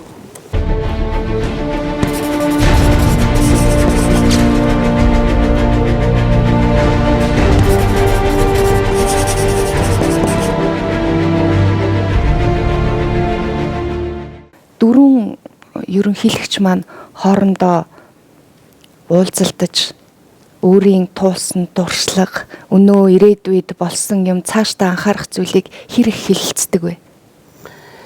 Ер нь яг би нэг дөрвөлээ суугаад нэг уулзъя гэж бас нэг 2 удаа оролцсон. Тэгээ хоёуланд нь бүтээгүй. Тэр уулзаагүй гэсэн үг үү? Дөрвөлээ зэрэг суугаад уулзаагүй шүү дээ. Ирэхгүй шүү дээ. Тий. Хоёуланд нь бүтээгүй. Ирэхгүй шүү дээ гэсэн лавгаах юу гэсэн үг вэ? Завгүй байхгүй юу? Завгүй. Төрийн хэрэгтэй. Би ийм хоёр санаачлаг гаргаж үзчихсэн. За нэг удаа зүгээр уулзаад ингээд өрөөндөө сууж байгаа хэвлэлийнхнаар зураг авахуулъя гэдэг. За тэр бол бүтэхгүй мэл. Бүтээгүй л дээ. Хоёр дахь нь нэг цагаан сарын бүхийг хамтдаа үзье гэж. Тэгээ бүтэх үстэй. Та ерөнхийлөгчийн албаа, ерөнхийлөгч гэдэг энэ албаа хашиж дууссаныхаа дараа ямар нэгэн компани зөвлөгч байдаг юм уу? Танд олон санал тавих байх л та. Та тэр түүний дараа гүйцэтгэх алба үүргийнхаа талаар бодож явдаг бодол танд зарчим бий юу? Надад бол хийх ажил зөндөө байна. Байгальд л хандсан зүйлүүдийг хийдэ гэж ингэж бодож байгаа. Ямар ч албан тушаал хасвч тэгээд дараа нь ажлаа өгсөний дараа гудамжинд ингээл хүмүүстэй инээж наригаал зүгээр л ард иргэдийнхаа дунд явж тийм л нүртэй л байх шүү дээ. Тэгэл болоо. Тийм л нүртэй амьдрах ёстой шүү дээ. Ер нь бол тэгэл гараад ирсэн чинь чулуугаар нүдүүлээл зодуулаад энэ л одоо ингээд болсон юм балалцсан ийм хүнгээл одоо нүдэл өшглээд байвал одоо хэцүү үстэй тийм ээ. Тэгэхээр одоо миний яриад байдаг бол ер нь альва ажил албан тушаалд нэг тийм үлдэц гэж байдаг. Юугаар одоо жишээлбэл энэ хүнийг авч үлдэх. Тэгэхээр айл их эрх мэдэл төвлөрүүлснээр болохгүй юм байна. Одоо нэг эрхийн балаа болж яах гэдэг чинь тэр шүү дээ. Эрх л надаг, би л шийддэг, би л дарга гээл. Эрх мэдэл гэдэг бол хамгийн бага зарцуулж явах хэрэгтэй. Тэр нь эрх мэдлийг хамгийн сайн ашиглах бол огт ашиглахгүй байх л гэж байгаа шүү дээ. Тэгэхээр хамгийн бага бодож зарцуулж явах хэрэгтэй бол тийм хөрөнгө юм байна шүү дээ. Тэгэл болоо. Нэг ээжээс мань үсээд 140 хүн бий болж дээ гэж тийм ээ. Тэгэхэд энэ олон хүмүүсээс хурцрээд намайг ажилдаа болгоод өгөөч ингэж одоо ёстой нэг сайд болмоор байна, нэг хэлтсийн дарга болмоор байна. Нэг одоо ямар байна гэж нэг ч хүн над руу бол тэгдэг. Би ер нь тэрнийг бараг харцаараа ч хүлээж авдаг. Төрийн эрх, тэр өвчнөд байгаа мөнгө шиг надад тийм эрхтэй гэл. Өнөөдөр би гинт сууж яснаа л за би ер нь зэвсэгт хүчний ерөнхийг хамгаалагч хүн бүх зэргүүдтэй зарлиг өг. За дайнд гарнаа хаашаа явнаа гэвэл одоо юу болох вэ? Аюул болно үстэй. Ер нь манайхан нэг ажиллаа өгөөд явахт нэг хүнд гаргадаг шүү дээ хөрхий.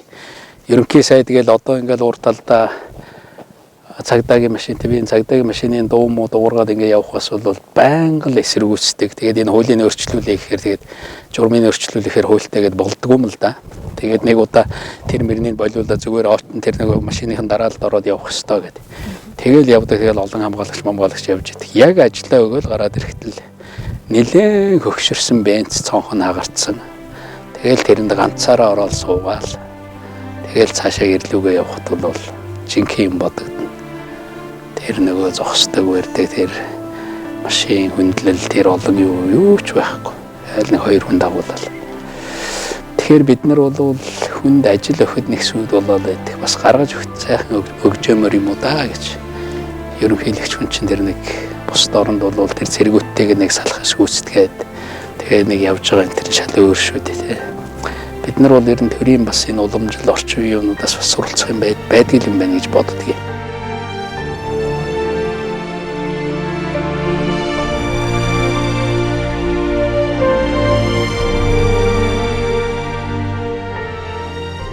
Хувийн хэрэг гинэ. Бас нэг их орны алтан 3 мөр би шүү наач. Энэ нь болохоор хувилхан ухаан жоох хим гээл 3 хийгээл өнөөх уран зохиол унших эднэр бол бас тасарсан юм байна. Хамгийн сонь энэ л чөлөөт бүхийн хотын авраг шалгаруулах тэмцээнд оролцсон гэж байна шүү дээ. Идэрчүүдийн тэмцээнд. За. Одоо тийм л байх. Би өстө барилдаж явснаа сандгүй одоо тэгэхээр. Уурч яаж ийсэн юм бол таа бацар. Одоо би энэ тамирын бие байлдран сэргийт дасгалын нэг нь яа харахгүй би биелгээ гэж би боддог байхгүй. Та биелдэггүй. Ингээл тийм ээ. Ингээд дахиад цааш нэг яада. Ер нь бол би биелдэггүй. А гэхдээ бол энэ хөдөлгөөн юм бол те.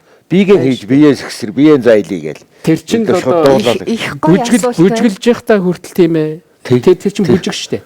Одоо манай улсуудын гэдэг улсын наадам эхлэхэд бөхчүүд гарч ирж байдаг. Бөхчүүд гарч ирээ тэр дэвж байгаа нь уг нь бол дээр үед бол бүжиг байсан гэж. Дээр үед тэр хааны хөгжим сайхан явбал тэр уртын дууны явахтал бөхчүүд тэр аяндаа дэвж байгаа юм байна л. Тэр аяндаа бүжгэлж байгаа юм байна л. Би эмлэг гэдгийг бол эрлэг бурхан хоёрын дунд үйлчлдэг газар гэж боддог байхгүй. Нэг хийгүүл одоо авран л да аврах юм авран зүгээр хугацаагийн сонгож өгдөг байхгүй. Гэхдээ бол хүн өөрөө биендээ шаардлага тавьж эрүүл байх хэрэгтэй. Тэгэхээр өөрийнхөө одоо энийг суудаг ажилдаа их боддог ажилдаа өөрийн чинь бол төрийн албал их л олонтой ажил гэж. Та бол эмч найз нартай үз ер нь бол эмч. Тэнийг муу хэлсэн шүү. Тийм үү. А ер нь бол нэг ийм санаа байдгийг. Би чамтай ажил дээр чинь уулзмааргүй байна гэж. Тэр л гоё тий. Тэгэхээр би бол бас энэ ер нь энэ бие гэдэг бол энэ булчин шүрмэс гэж байна. Мах цус ингэж эргэлдэж байгаа. Энэ бол байнга хөдөлж явах шүү дээ. Энэ бол хадгаламжинд зориулагдсан хэдвш байхгүй юу? Хүний бие бол хөдөлж байхад зориулсан, хадгалахад зориулсан хэдвш. Тийм учраас л одоо тэр л нэг спорт бүхний захруу одоо бид нар чинь багасаад тэшүүрээр явах гээл одоо дээр үчи эсгийн гутлан дээр Монгол гутлан дээр нэг модоор ороож байгаа какс гэдэг канки тэгэл ороогол тэгэл тэнд нэг юм дээр гулгадаг л байсан тийм ээ. Тэр теннис тоглох, тэр усан цэлхэн тэр чинь бол тэр нэг юмны захтаа байх гэдэг нь зүгээр л нэг талаас бодох юм бол өөрийгөө л бодсон хэрэг. Өчигдөр сонсч байсан. Одоо би 3 дахь сонсч байна. Миний эмэлгийн зардал дандаа хэмнэгддэг. Одоо бурхны авралаар. Одоо ер нь хүн бүхэн л тэгжил хэмнж бол зүгээр нэг юмыг би хэлэхэд эхээс хүн төрөхөд бол тэр хүний биеийн дотор чинь тэр бүх юмын зэрэг төрүүлдэг гэж би боддог. Одоо баг энэ хүн өөрөө төртөө гэж хэлдэг. Тэр бүр бие махбод дээр хүн дээрт нь батлан хамгаалах юм байна. Хүн дээрт нь хөлийн зэрэг байгаа байхгүй. Ханаад хөрөнгөтл нөгөө батлан хамгаалах юм чинь эрүүлийг хамгаалах юм чинь тушаал зарлал нөгөө цэргүүдээ босгоод нөгөө ханаадны нянтаа одоо тулдуулж эхэлж гэнэ гэдэг чинь л өөр дотор чинь төрчихсөн байхгүй. Хүн нэг юм андуураад энэ эрүүлийг хамгаалах юм миний эрүүл мэндийг авч явах хэрэгтэй гэж. Тэр эрүүлийг хамгаалах ямыг шүүмжлэхийнхаа оронд тэр муу ажиллаж иж болно. Өөрийнхөө эрүүлийг хамгаалах ямыг ажилуулалт. Дотор чин хөдөлмөрийн яам төрчихсөн байгаа шүү дээ. Тэр хөдөлмөрийн яамнаас ажил гоохын оронд тийм ээ. Хөдөлмөрийн яамнаас ажил гоохын оронд өөрөө бол ажиллах хэрэгтэй. Сайн төрөшхийн эрхэм үндсэн сайн хууль, сайн засаг. Монголын тэргүүлэгч хууль зүйн ферм. Ананд Батцаян.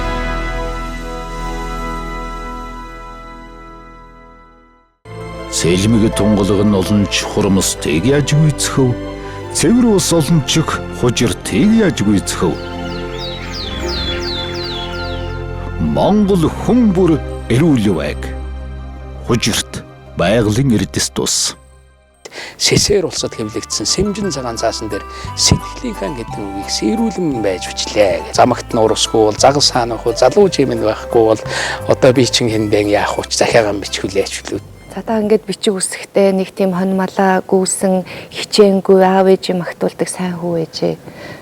Тэр бичиг үсэхдээ хүүхдүүд чинь таны үед бас захиа занаа бичлцээд л одоо тийм бас гигэн гэх үдэ одоо би одоо улсынхаа ерөнхийлөгчөөс анхны хайрмаар гэж бас асууж чадахгүй байна л да. Гэхдээ бас нэг тийм түүх эднэр давхцах байлгүй дээ эн чинь хүн байна да.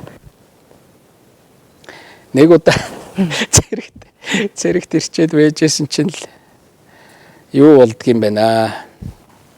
Тэгсэн нэг өдөр сууж исэн чинь л нөгөө баг төрөч элбэгдэр чаана би гээд тэгсэн чинь л хөөе чамд эргэлт ирсэн байна. Хэн ирсэн гэлээ. Хоёр охин ирсэн байна. Өө за. Юу охин бэ? Намайг бол тэр охин эргэж ирэх ямар ч боломжгүй байхгүй. Үгүй намайг тийм охтод ирэхсгүй. Шүүм дээрээс хачин хоёр юм зогсож байгаа юм чаа. Тэгэл харсан чинь л нэг тийм бүр нэг зүс тэндэг юм шиг. Тийм дүртэй нэг охин тэгэл огтай нахгүй нэг охинтой. Мэрэл сайн үг гэл тэгэл би бараг л гар барьсан үгүй бараг л сандг юмдаа гар барьсан л баг. За тэр үнсэн тэрвэрэн тэрдэхгүй ойлголт тэр эмэгтэй хүмүүс тийм ойлголт байхгүй шүү дээ. Тэгэл юу яасан чи нэг чихэр мэхэр өгөөл тэр дотор нэг тамхи мамх пушк мушгчлөө пушк дээр үед тийм юм хийцэн байсан шиг л санагддаг юм. Тэрний наваал гүөх гээд байгаа. Ерөөсөө бушуухан дээр тортой юм а өхөнгөтөл буцааг үүчих гээл ичээл ерөөсөө зовоод тэр бүх цэргүүд чинь зүгээр тэр мянган цэргийн хэдэн мянган нүдэл тэргээр харж байгаа юм чи. Тэгээ тэр түүх яаж эхэлсэн бэ гэхээр тэр охины түүх бол бас их сонирн л да. Тэр цэрэгт эргэж ирж байгаа охин бол манай 2 дугаар ангид бид нар сургуульд байхад нэг охин Улаанбаатар руу шилжсэн байхгүй юу? 2 дугаар анги. 2 дугаар ангиас. За. Чамайг сонио хараад ахаар үрийнэ түрээд. Харин тийм. Гайхаад шиж одоо ерөөсөө гайхаад ингээд амруу орчих гээд. Тэгсэн чинь дараа нэг дүрсгүүтэл ингээд гүйж явж байсан нэг охины цүнхнээс тэр охины захиа гараад ирэхгүй юу? Одоо ангийн найзтай л бичил тэгээ би нэг ангийнхаа хүүхдтэй бол нэг эрэгтэй найзтайгаа алтан сүх гээл олоод нэг захиагийг уншаал хоёлоо. Оо баярлалаа. Үгүй ерөөсөө хоёлоо энэ охинд захиа бичгээл. Тэгэл нөгөө охиндоо захиа бичгээр болоод нэг Улаанбаатар шилжээ явцсан охинд л одоо захиа бичээд. Тэгээ би бичсэн тэр захиаг. Тэгээ би бичээд л эхлээд л нөгөө тэр он сар марын чинь ч бол учир утгатай тавина штэ. За. Алдаагүй тоолж ирсэн алдарт 1976 оны ч үлээ тэгж бичээл. Тэгэл эхлээл сэсээр улсад хэвлэгдсэн сэмжин цагаан цаасан дээр сэтгэлийнхэн гэдэг үгийг сэрүүлэн байж бичлээ. 5 дугаар ангийн хүүхэд. Тий 5 дугаар анги дайлтаа захиа бичиж байгаа шүү дээ. Тэг яг бичээд дуусчихсэн чинь нэг асуудал ууслаа. Хэн нэрээ тавих уу гэж нөгөөдөг чи. За инgi хоёлаа нэрээ тавиад явуулчих. Захианыхаа дор. Тэгээд хэнд нь хариу ирэх нөө. Тэгс надад хүрээд ирлээ. Элбэгд орждаг. За нэг хотын огноос мэдээж ч одоо бараг л нөгөө үйлэн зардс дээр байгаа юм шиг л бодогч байгаа шүү дээ нөгөө. Тийм юмнаас захиа унж орж ирж байгаа юм чи. Тэгэл хариу бичдэг. Тэгэл 6 дугаар ангид бичдэг. Ингээл 7 молоо руу ороод ирсэн чи ер нь бол охины захиа махиа чинь бол ерэн сүулдэ нилээн хүндрээл. Тэгэл байж ирсэн чи нэг захиа ирсэн чи нэг ингээд 4 үсэг ингээд дунд нь цэг тавиад ингээд бичсэн ингээд дармалдаал нэг том томор бичсэн. Чэ үү гэд бичсэн байхгүй. За. Тэрний би тайлж уншиж чаддаггүй. Одоо тэр чинь нөгөө нэг хамгийн сайн найз эрэгтэй хүүхдээс асуухаар тайлахгүй. Тэгсэн эмэгтэй хүүхдээс асуусангүй юу гэж байна чи. Чамайг чанга тэврэн үнсэе гэж шүү дээ. Тэр ч одоо 7 дугаар анги төгсөх гэж илүү 8 дугаар анги билүү. Одоо бол тэр хүүхдүүд бол тийм үгнээс жижигхээ байсан шүү дээ. Би чин ичээд ерөөсөө юу өсөх вэ? Чамайг чанга. Улаанбаатарын чи ямар амир юм байдаг. Тэгэж өчээд та яах вэ? Тэгтээ дуртай хараад ах. Бас хараад байгаа тэр нэг уншаа. Гол нь тэр л дээ.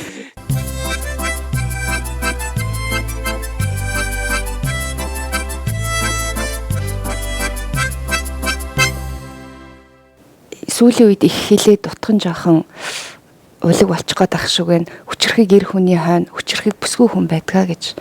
Тэгэхээр энэ төрлийн олон асуудлуудыг хилцэх эхнэрээ хүндэтгэн тэр тухай бас үг бодлын сонсох үе гарна үз. Тий, гаралгүй яах вэ? Ер нь бол яах вэ? Одоо нөгөө хээрийн үгийг гэртээ бүүхэл, гэрийн үгийг одоо гадаа бүүхэл гэсэн үг байдаг. Тэгэхээр бол ер нь гэртээ ороод ярих яриа бол төрийн ажлын ярианаас бол их өөрлөлтөө их ангид. Левовт очоод Левовт ирсэн оюутнуудын үдшилэг болдгийг. Би бас тэр үдшилэг мэдээж хөтлөж байгаа шүү дээ. Станал гэдэг шиг. Үдшилгийг хөтлөөд шүлгийг уншаад хоёр охин байна. Болормаа гэдэг нэртэй. Нэг нь нүдний шилтэй байна. Нэг нь нүдний шилгүй юм байна. Тэгэл манай хүн тэр өөрөө хамгийн анх тэр ширээний ард биений харж илээ. За тэр нүдний шилтэй болормаа. Тэгэл ер нь бол ханд бол бас гайгүй л. Байхаар.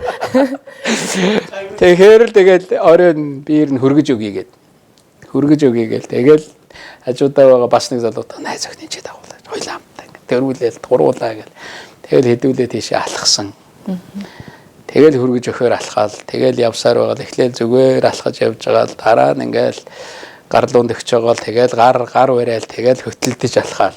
Тэгэл хөргөж өгөөл буцчихлээ. Тэр бол тэр оройны бол хамгийн том амжилт байлаа. Яасан бэ чи? Би бүр гараас нь барьсан шүү дээ. Тэгээ бүр хөтлөөд явсан гэж хэлээ. Тэгэл хөргөж өгсөн.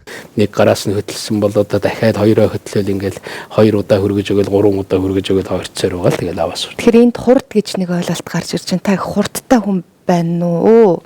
Зөвхөн хайр сэтгэл дээр хурдч. Цаг зарцуулах юмдаа цагаа зарцуулах хэрэгтэй. Нэг цаг зарцуулаад суугаад байх шаардлагагүй юмдаа бол цаг зарцуулаад суугаад байх шаардлагагүй гэж боддог. Нөгөө талаас ер нь баг залуудаа ингээд янз бүрийн муу санаа суугаагүй байхдаа нийлчих чинь бол тэр бол бас амар юм байна. Харахгүй өнгөрч чадахгүй хар цуулын нүдэн дундуур туучиж халуун залуу зөкслөн тохин чамайг ханимны болооч гэж гуйж хайрын зовлонгоор ойсон. Чанад холын мөрөөдлөөр зүрхэн бэлууруулж чамайган олсондоо нараа үртлэн гэлээж чандагд өгдөх шиг мэлэс санаалдан чамайган би холоос үхтлэн санаж санахын жаргалаар ойсон. Балгын эдэн чин согтож балтай урууланд чин зөгийн шиг шигдэж хасын саран үүлэнд бүдчихсэн шөнөөр харс харцан шатан бажигээ татуулж чамарам би зөндөн ойсон. Тэгээ бид хоёр бол хоримч хийгээгүй. Тэгээд нэг төгсч ирээд тэгээ бүртгүүлсэн тэр үед бас их л аятайхан тэгээд нэг эмэгтэй бүртгэж аваад зогсоол гоё юм уншаал тэгээд бид эрт тийм гэрэлтийн гэрчлэгээ олгоод тэгээд хоёлоо гараад явсан Улаанбаатар тэр үед хоёр аятайхан ресторан байсан. Нэг нь Баянгол, нэг нь Улаанбаатар. Улаанбаатарт очиод нэг хууцаа гэж юм авч иддэг. Тэрнийг оюутан байхдаа бид нэр их баг дээр залуудаас сонсч ирсэн. Тэгэл Улаанбаатарт ихнэрээ нэг хууцаагаар дайлал тэгээд болоо. Таны гэргийн геолог Эрдэс уул уурхай мэрэгчлээ эмэгтэй бүсгүй. За энэ асуудал тусдаа. Гэтэл таны гэргийн аав нь Эрдэнтийн овоог нээсэн гэсэн яриа би арай буруу хэлж нээсэн үү судалгааг нь хийсэн үү ийм түүх байдаг. Тийм манай хүний одоо аав нь тэр геологч хүн байсан юм байна. Тэгээд их гайхалтай түүхтэй. Тэр нь ямар түүх вэ гэхээр өнөөдрийн Эрдэнэт үйлдвэр шүү дээ. Одоо Монголыг 30 жил тэжээж авч явж байгаа энэ Эрдэнэтийн ордыг нээсэн ангийнхан дарга байсан. Хайгуулын ангийн дарга. Тэр хайгуулын хийжээс улсууд чех хүмүүс байсан юм л. Хувь тавилан гэж юу юм бэ? Би аз гэхээсээ илүү зүгээр хувь тавилан таних чи дандаа нэг тавилттай юм шиг л юмнууд ингэчүүл гэдэг шүү дээ. Ийшээ бол модчин болчих гээд байна. Нэг бол та тэнд сахилах цуугаал болчих гээд байна. Нэг бол зөвлөлт сэтгүүл явах гээд байна. Ерөөс сахилахад ороовол тэгэл дуусна. Харин дуусаа. Би байна гэдэг бол оршиж гэн гэдэг бол тэр хүмүүсийн өмнө дахиад хүн байсан байхгүй. Аав ээж нь байсан. Өвөө эмээ нь байсан. Өвөө эмээг нь төрүүлсэн хүмүүс байгаа. Тэгэл ингээл урагшаа яваад байхаар дахиад бүр явсаар байгаа нэг хүн болно да. Тэгэхээр тэр хүмүүсээс ирсэн код байж магадгүй гэж би хувьдаа боддог байхгүй. Хүн энэ мэд зүйлээ их нарийн ухаж мэдвэл би гэдэг үзлээс бас ангижрахад тустай юм болов гэж боддог. Ардчлалч гэсэн адилхан шүү дээ. Анхны микрофоныг барайл зогсож чинь үгүй бол та шорон явна. Тий. Үгүй бол мэдхгүй амьд байх уу? Анхны микрофон барьдаг чинь бас их сонин шүү дээ. Би аримд үгүй бол ерөнхийлөгч гээд ингэж шүү дээ. Тий ерөөсөө аримд эвлийн ажил хийдэг байсан. Тэгсэн тэр үед залуу урамтайчд улсын 2 дугаар зөвлөгөө гэж. Тэгсэн аримс төлөөлөгч сонгох болсон чинь 5 хүн сонгогдсны нэгэнд би орсон. Тэгэл ороод тэгэл тэр хурал их сонин болж иж үлээ. Хуучнараа хийхэ болёо. Тэргүүлэгч гэж байхаа бай. Зүгээр нэг 2 одоо хөтөлдөг хүн байвал бай. Төв хороомороноос энэ намын төв хорооны улс төрийн товчоныг шин том дараагаар ихтгэл тавиулахгүй. Чин сэтгэлээр нэгдэн чуулж зүрхний үгээ хамтран ярих гэдэг юутай сайхныг энэ л хурлаас мэдэрсэн юм. байхгүй ерөөс. Бөө юм болов. Тэрэн дотор чи ерөөсөө нэг гялцдаг. Би яга тийм санаа төрж ийн гэхээр би яга тийм байдалтай байна гэхээр нэг зөвлөлт тулс сурахтаа Львов гэж хотод очиж сурсан. Тэр нь 40 оноос өмнө Польшийн хот байсан. Тэгээ тэр нөгөө Польштой хэлдэг байхгүй юу? 40 оноор нөгөө Сталин Риббентропын хэлцээр гэдэг Гитлерийн хэлцээр зөвлөлтийн нутагт орцсон барууны хот байхгүй хамгийн баруун талын хот. Бандеровцы гэж одоо тэр үед л тэр коммунизмыг эсэргүүцэж тулж исэн улсуудын өлгийн нутаг нь Богдан Хмельницкий нөгөө юу гэж одоо зохиол Тарасбульба тэрийн чинь одоо бааtruуд гардаг газар байхгүй. Тэгээд тэнд ерөөсөө тэр нэг үжил сурталыг эсэргүүцсэн тийм уур амьсгал байдаг. Тэргээр гүйдэг нэг сонин монин хэвлүүлэх гэж явж тэр нэг тусдаа ярьж болно. Би сонин гаргах гэж л их оролддог байсан. Тэгээд нэг улаан очгээд одоо сонин гаргах гэж штэ. Львов хоттой юу гэж байна? Монгол оюутнуудын хэвлэл гэж ш. Тийм Монгол оюутнуудын хэвлэл 87 оны 4-р сарын 5 хошуу, пүрэв 5 хошуу. Анхны дугаар 5 хошуу. Тэгээд ингэж гаргах гээд одоо нэггээр хэлбэл чөлөөт хэвлэл гаргах гэж оюутнуудын дунд хаагдж ирсэн. Тиймэрхүү уур амьсгалтай явсан. Тэгээ манайд өөрчлөн байгуулалт удаан явж байна. Бид нар хийх ёстой гэдэг нэг тийм гал халуун зүрхтэй ирсэн байсан. Тэгээ би тэн дээр гараад нэг үг хэлж ирснээр санаж идэгin. Сонин гаргах хэрэгтэй гэж. Хариуцлага гэдэг үг алга байна. Ер нь хариуцлага гэж сонин гаргуул яасан. Би сэтгүүлчгүй. Би энэ сонин гаргаж чадна гэж. Тэгсэн тэнд сууж исэн улсууд миний тэрнийг сонссон байлээ. Тэгээд дараа нь тэрнийг сонсоод таалагдсан гэж над дээр ажил дээр 2-3 хүн ирж тэгэл энэ ардчилсан холбоо гэж ийм юм үүсгэе гэж ингэж ярьж эхэлсэн байхгүй. Зүудлээ уртгар намайг зовоо хэлэх үгийг мэн бүүрсэн дайсны өдөөс босоогороо дайрхаас тэр хүнд сурталтаа тэр дарангуйлагчийн өдөөс босоод үнэн үг хэлэх бол хамаагүй илүү гавьяа шүү гэж. Араяда нарнос сэлээ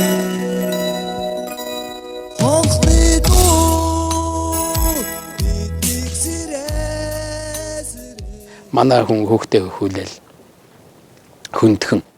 Тэгс манай хоёр ах орой оруулаа. Ер нь гарыг бол нэлээд зангидчихсан. Тэр ч бас намын гişүү бас нэг. Тэгэл чи юу хийж вэ? Чи яах гэж одоо энэ нам тэр? Чи навгаагаар хөхүүл хүүхдтэй. Чи юугаар дутсан чи? Дээд сургууль төгсгөөд өглөө чамд энэ нам тэр. Тэгээд дээд сургууль төгсгөө одоо чи офицер. Чи Улаанбаатарт сонинд ажиллаж байна. 800 төгрөгийн цалин авч чи юугаар дутсан гэж ингэж байгаа юм бэ? Тэгээ би өдөөс бас нэг нүд ирмэхгүй маягтай хараад би өөрийнхөө амьдраад ив. Би амьдралаа мэдээд хөө. Та хоёр амьдралаа мэд. Би та хоёрт юм заагаагүй үстэй ингэж яв тэгж яв гэж. Гэт нөгөө хоёр ахтайгаа бас тэгж авалцаад тэгж байгаа нөгөө хоёр чинь нэг тойруулж нэг босгож нэг ширээ тойруулж хөөсөн ч үлээ нэг көөгөөд тэгээд за энэ ч ерөөсө бүтэхгүй юм байна. Тэгснээ бас гарахтаа хэлж байгаа.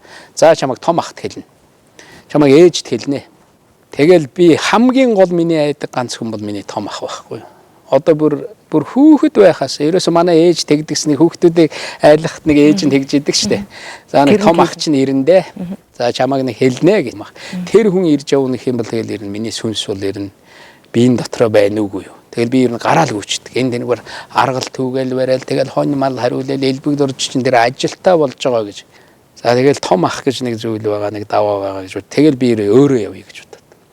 Зориг эднэртэй ирж байгаа Эрдэнэт рүү би яваад ирье. Тэгээ нэг арчилсан холбоо байгуулахаар явж байгаа. Тэгэл Эрдэнэт рүү яваал. Тэгэл Эрдэнэтийн буудлын дээрээс манай тэнд арчилсан холбооны улсууд бас үүссэн бий болцсон байсан ш. Тэнд анх цуглаан хийжсэн. Тэгэл очоод тэгэл замаасаа буугаал 35 дугаар бааз дээр эхний уулзалт хийсэн. Тэгэл эхний уулзалт хийгээл ардчилсан холбооны уулзалт хийгээл юм яриад олон нам гэдэг бол сайн. Одоо дандаа нэг мөр уралдаж байна. Хэд хэдэн мөр уралдаад нэгэн төрүүлвэл зүгээр үстэй. Өмчхөрнгийн нөгөн гээл. Тэгэл шүтлэг бишрэлгээл цагаан сар мар гээл одоо янз юм ярьдаг. Өө тэгж нилээ ярьж байгаа нэг 2 цаг орчим ярьж байгаа хүмүүс алгадашаал асуугаал тэгж нэг ингээл харсан чи манай том ах дээр хамгийн хойтал суудал дээр сууж ийн. Бүр нилээ сондгоо. Тэгэл дуусаад гараад ирсэн. Тэгэл ер нь очихдоо за сайн байна уу гэл манай том ах тэгж за миний дүү сайн байна. Ерөөсөө л тэр улсуудын тэр заалыг яаж эргүүлж байгааг л харсан баг. Бид хоёр эхлээд шууд тэр уулзалтаар биш өөр байдлаар тулсан бол айгүй л хүндэл тулна. Тэгсэн тэр уулзалтанд ирээд манай хүн ойлгож байгаа. Тэгэл ээж рүүгээ гараал давхиж очиад Ээжтэйгээ уулзсан, ээж бас нэг арайд марайд уур сонсчих. Хэлбэг дорж нэг юмд ороод байгаа. Тэгээд ардчилсан холбоо гэж байгуулсан ээж одоо. Тэгээд би ингээд явж байгаа одоо тийм дотор гэдэг. Тэгсэн чинь манай ээж бол шууд дэмжээд тулөө. Үннийг яриад одоо ингээд явж явах хэрэгтэй. Миний хөөцөг шударгал байх хэрэгтэй шүү дээ. Гэргий тань юу гэж хэлж байсан? Ер нь нэг айхтар хоригл сүд болоогүй шүү хөрхий. Чимээгүй л байсан. Одоо тий. Одоо нэг уйлж унждаг ч юм уу те. Одоо чи эндээс бойл амьдрал хэцүүдлээ. Жишээлбэл надаас болоод тэр ажлаас нь 93 онд ч үгүй 92 онд лав ажлаас нь халж исэн. Энэ элбэг дорж яваа гэл. Тэгэл ажилласаа гараад манай хүн чинь болвол ажилласаа гараад амьдрахын тулд хөөрхий хуушуур хайраад нэг зах дээр нэг бахан хуушуур хий зарж исэн. Үерэн эмтэрч үнний чулууг дэрлэгтэй. Үеийн үргүй сан хантай харваг туулснаа үхэлд хүртэл гайхуулж чамарам би гойно. Тэгэл дараа нь тэгэл ээж нэг аптект ажилладаг, аптект эм найруулагч гээгээл эм утгадаг барьдаг болоод бүр тэгсээр яваал тэгэл сүулдэ одоо энэ ч нэг чулуулагын тэр нэг л эрдэс бодисын химийн юуг л ялгадаг хүн шүү дээ. Одоо геохим гэдэг чинь нэг геологийн лаборатори гэдэг геологчд яваад нэг дээж олоод ирдэг. Тэрний чинь нунтаглал тэр маш их ажилтсан юм шиг үлээ. Тэрнийг нунтаглаа тэгээд нэг микроскопоор хараад тэгээд нэг ялгаал сууж ийна да энэ дотор одоо хичнээн тийм юм байна, ийм юм байна гэх тэгээд тодорхойлтыг гаргаж өгдөг. Миний дэргэд бол асар их номтол хүн юм л да. Монгол улсын сэргэн мандлыг авчирсан цагаан морин жил өлзий хиймэрийн ом байлаа.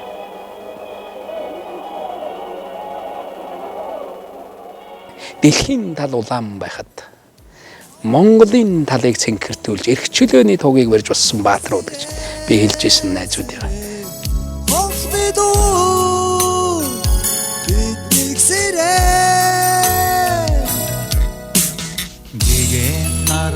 Илчээрээ бэрсэн долдыг хисгэн билэглийн хонхон ившгэрээ нормо бүхийгсэрээ. Ягаад тэр 90 оны тэр хувьсгал яаж ингэж ганц тусал цус урсгалгүй хувьсгал хийсэн бэ гэдгийг нууцна. Хүмүүс өөрсдөө л зохион байгуулсан. Хүмүүс өөрсдийнхээ нийгмийг байгуулдаг байхгүй. Энийг л ойлгох хэрэгтэй. Хүмүүс өөрсдөө тэр хэв журмыг сахиулсан хэв журм бол хамгийн сайн хэв журм байдаг. Тэгэл 200 гаруй хүн хамгаалтанд гаргадаг байлаа шүү дээ. Цэнхэр юм одоо тууз зүүцсэн. Цэнхэр туузтай хүн харах юм бол хамгаалтын хүн шүү. Тэнд нэг буруу хүн юм хашгираад өөр лоозон барьж явах юм бол хамгаалтын хүн дуудаараа гэл. Тэгэл дотор нь 3 игнээ яваад нэг хамгаалт зогсно. Нэг хамгаалтын цэнхэр туузтангуу зогсно шүү дээ. Дахиад 5 игнээ яваад дахиад зогсно. Бид нар тэгэд цуглаана зохион байгуулж байлаа шүү дээ.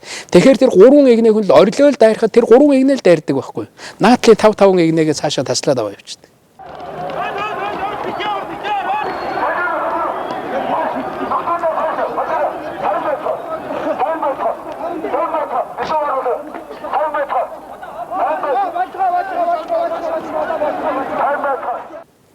Энэ янз бүрийн муу юм гарч байгаа өнөөдрийн цуглаан мөглаан хийнэ гэдэг чинь ч одоо хачин юм биш дээ. Одоо би харж яхад бол хууль ёс сахиулн барина гэдэг чинь хэрвээ бид нар тэр үе чулуу барайл шийдсэн бол бидний өмнөөс АК-гаар галлахад бол бэлэн байсан. Зүгээр ч нэг буугаад өгсөн ч юм биш шүү дээ. Бид чулуу барайгүй зүгээр л гартаа цаас микрофон хоёртаа л байсан байхгүй. Манай их шатны хүн сурталчнуудын суурь хөтлөөгүй эзнийг манай хавцлын цаг хөтлөж амжаагүй байна.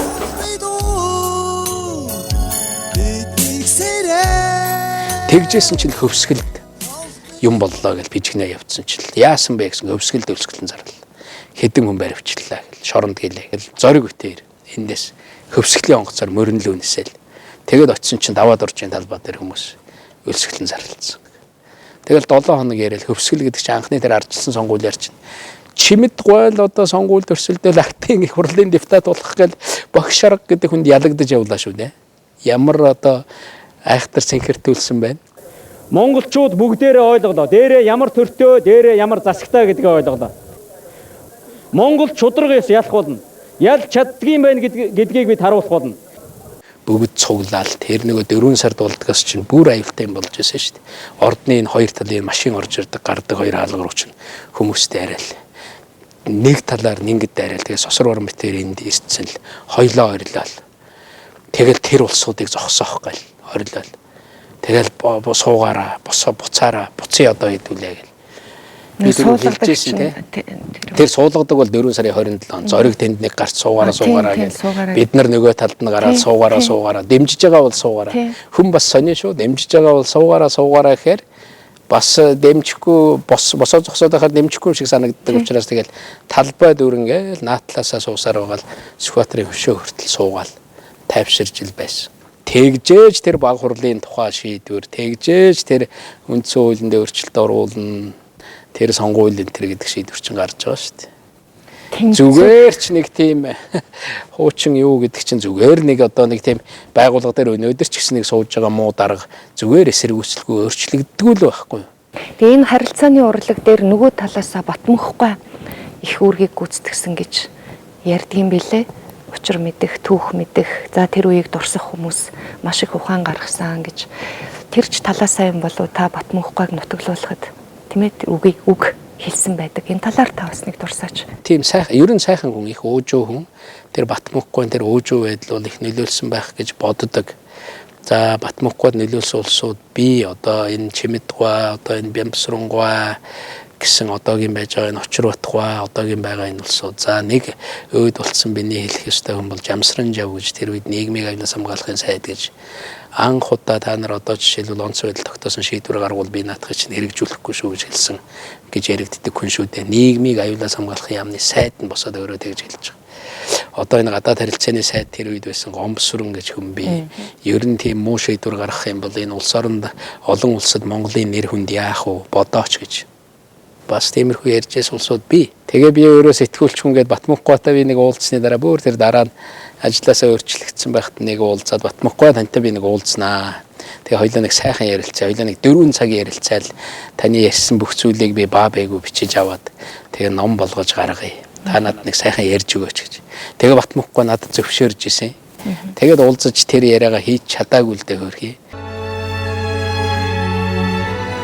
Их орон тусгаар тогтнолын төлөө эрэстэхгүй ам урсахгүй цус гэж үгүй. Эрхмэлж яваарай хэмээн машид итгэн эрхчлөө тусгаар тогтнолыг та нартай үлдээв. Хорлогийн чэвэс Монгол тулгартны 100 эрхэм. Энэ ордон бол өөрөө их төвхтэй ордон шүү дээ.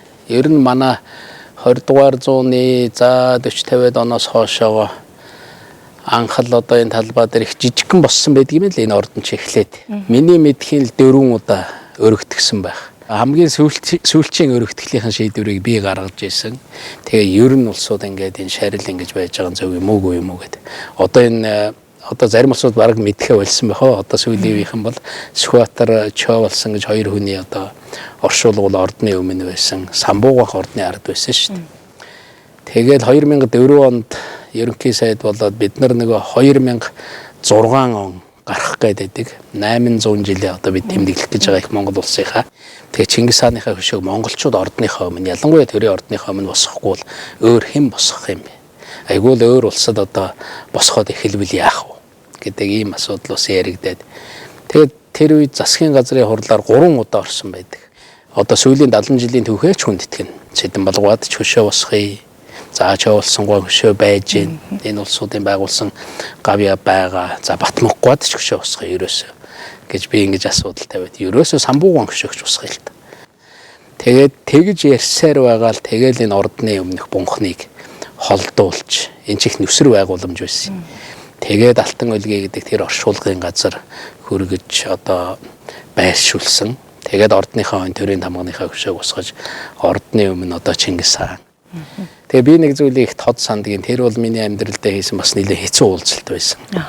Тэр нь юу вэ гэхээр яг одоо Сүхбаатар гуан шарилыг Чоо болсон гоо тэгээ Самбууган шарилыг байршуулад нөгөө одоо тэнд аваач байршуулсан байсан. Гэхдээ тэр өдөр нь бид нар ёслооч хийсэн. Тэгээ ерөнхий сайд гэж би өөрөө оролцоод тэгж ёслоо хийчихэд эргэж ирээд одоо тэр хүнийг л оршуулсан л гэсэн үг л дээ. Тэр хүмүүсийг тэгээд нөгөө арга гэрийнхэнтэй нэг тийм цайлах гэж одоо нэг аливаа хүний хөдөөлүүлж ирээд нэг цайлах хийдэг шүү дээ тийм ээ. Тэгээд цайлах хийгээд тэр лөө ороход бол бас нэг 70-80 хүн бараг 100 гаруй хүн байлгүй байсан шүү.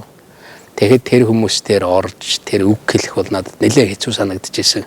Тэгэл би хэлжсэн, тайлбарлаж исэн. За ийм учиртай байлаа. Тэгээ олон талаасаа ойлголцож ингэж энэ бүх зүйлийг ар гэрийнх нь хүмүүс та нар үр хүүхдүүд нь ойлгож ингэж шийдсэн учраас их талархаж байна гэж тэгж хэлжсэн. Мэдээж тэр хүмүүсийг алгадчих баярлж ухтаагүй. Гэхдээ ер нь ерөнхийдөө ойлгож хүлээж авч ирсэн.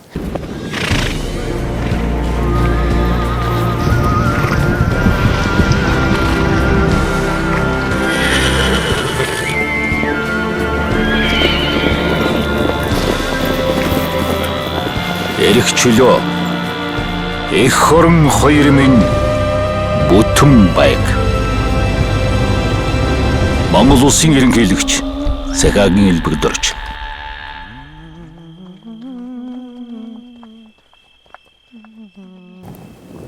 Тэр анх микрофон барих үүрэг яагаад ч юм танд ноогдсон байна. Үүнийг сая бодоод сууж байхад та баг байхдаа их үлгэр ярьдаг хүүхэд. Таны ижээ танд өөртөлчгөөд хамгийн баг хүүхэд бол үлгэр их ярьж өгдөг байсан. Дотор байранд хүүхдүүд таныг булаацалтаж үлгэр яриулах дуртай байсан гэж. Үлгэр гэдэг юмны нэг гайхамшигтай юм байна. Одоо энэ ээж аваад хүүхдтэй үлгэр ярих нь цөөдсөн байх. Байхгүй шүү. Уг нь бол ярьж явах хэрэгтэй. Үлгэрийн нэг их гоё юм байдаг. Нэх нусгаа жаал босч ирэл. Тэгэл тэнд нэг 15 толгойтой атгаалжин хар мангастай тулдаг штэ. Тэгэл нөгөөтг чинь босч ирээл тэгэл нэг тийм хамуутай бор даагуулдаг. Тэгэл нөгөөтг дээр мордол тавьчихсан чинь нөгөөтг чинь гинт баатар болоод хамуутай бор дааган л одоо зүгээр тэнгэрийн хүлэг болоод тэр 15 толгойтой атгаалж армангас чинь зүгээр нүд ирмхийн зур дараал. Тэгэл цаашаа ард түмнээ жаргаагаал. Тэр 15 толгойтой атгаалж армангас бол тэр ард түмний хөрөнгө мөрөнгийг л идчихсэн нөхөр шиг байгаа. Тэр ард түмнийг зовоож ирсэн байгаа байхгүй юу. Тэгэхээр тэр үлгэрийн цаана тэр ард түмний тэр зовлон шийдэх тэр агуу философи байдаг. А дээр нь тэр их мөрөөдөл ихэн биелж байгаа. Одоо тэр жоохон ээжийнхээ үрт унтж байгаа хүүхдэд хүртэл одоо тэгж нөлөөлж байгаа байхгүй. Нэрээ тэр агуу их мөрөөдлийг өгж байгаа. Агуу их зорилгыг бий болгож байгаа. Би нэг сони юм бол хийдэг байсан. Тэр нь юу гэхээр ээж үлгэр яриад ээж унтна. Тэгэхэд би тэр үлгэрийг аман дотроо дахиж нэг яриад чэйжилж авах. Өөртөө ээжээ бас унтж яхад сэрэхгүй шүү дээ юм яриад ээж болохгүй. Тийм учраас дотроо ярьсаар байгаа л тэр нь бараг нөгөө хэл өгч зөвшөрж байгаа баг. Үлгэрээс сурах юм хэвээ, үлгэрээс санах юм хэвээ, маш сайн магадлан дуулаа. Хүүхдүүдтэй гол сургадаг зүйл юу вэ? Таны хэлдэг зүйл. За тэр л хамгийн хэцүү юм билээ. Би бол одоо ингээл хүний хүүхдэд бол ингээл хичээл заагаал бүр улс даяар суулгаж байгаа л хичээл заагаал бөөн сургаад байгаа. Би яг энэ бүхнийг өөрийн хүүхдэдтэй хэлсэн билүү гэж ингээл бодоход л зарим нь бол хэлээгүй л байдаг. Хүн тийм л юм байл. Тэгээд бид нар ер нь нэг тийм олон хэл мэддэг мундаг одоо хүн болгох нь мэдээж зорилго л байх. Тэр хүний өөрийнх нь хувийн асуудал. Эхлээд бид нар хүүхдээсээ л монгол хүүхд гаргамаар байна. Тэр монголын салхитай, монголын үнэртэй монгол хүн л болох хэрэгтэй байхгүй юу? Тэр монголоо хайрладаг, монгол уламжлалаа шүтдэг энэ миний монголын эх орон гэдэг чинь ямар сайхан юм бэ?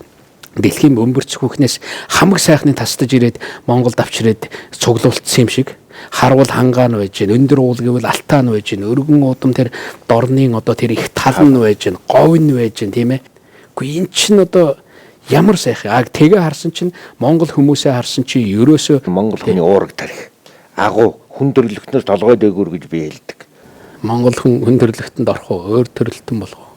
Хүндрэлтэнд ордог байна. Би боддгийн Монгол их том газар нутаг эзэлж их олон үндэстэн эзэлж явж исэн.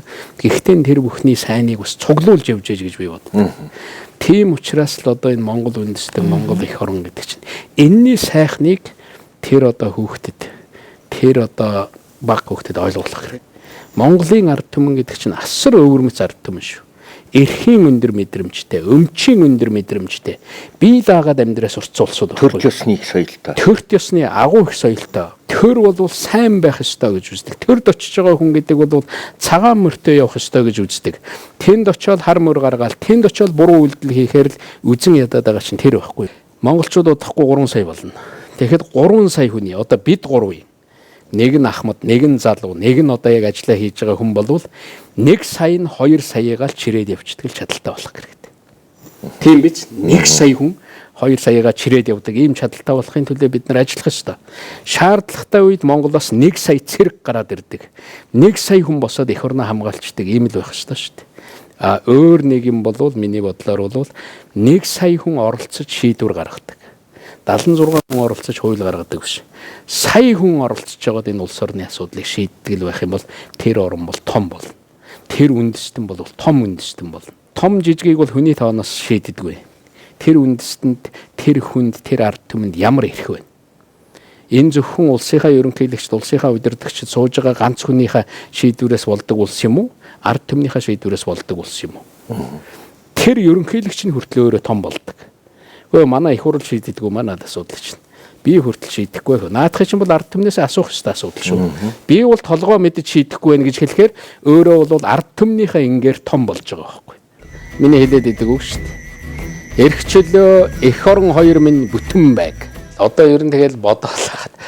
Одоо би ингээд жилийн өмнө биччихсэн юм уу 3 жилийн өмнө 10 жилийн өмнө биччихсэн юм харахаар одоо өнөөдрийнхаа бичиж байгаа юмыг харахаар 10 жилийн өмнө хийжсэн юм харахаар нэлээд гэнэндүү тийм санаанууд энэ төр байж ах шиг санагддаг. Бас ч болоогүй л байж дээ гэж гэсэн ийм бодол төрж байгаа. Тэгэхээр хүн бол энэ ухаажиж бол ханахгүй л байгаа юм л да. За одоо өөрчлөн байхгүй дээ. Энэ миний хүүгийн одоо багийнх нь готлно. Бас нэлээ байцсан байгаа шүү дээ. Одоо нүдний шилний сав болсон.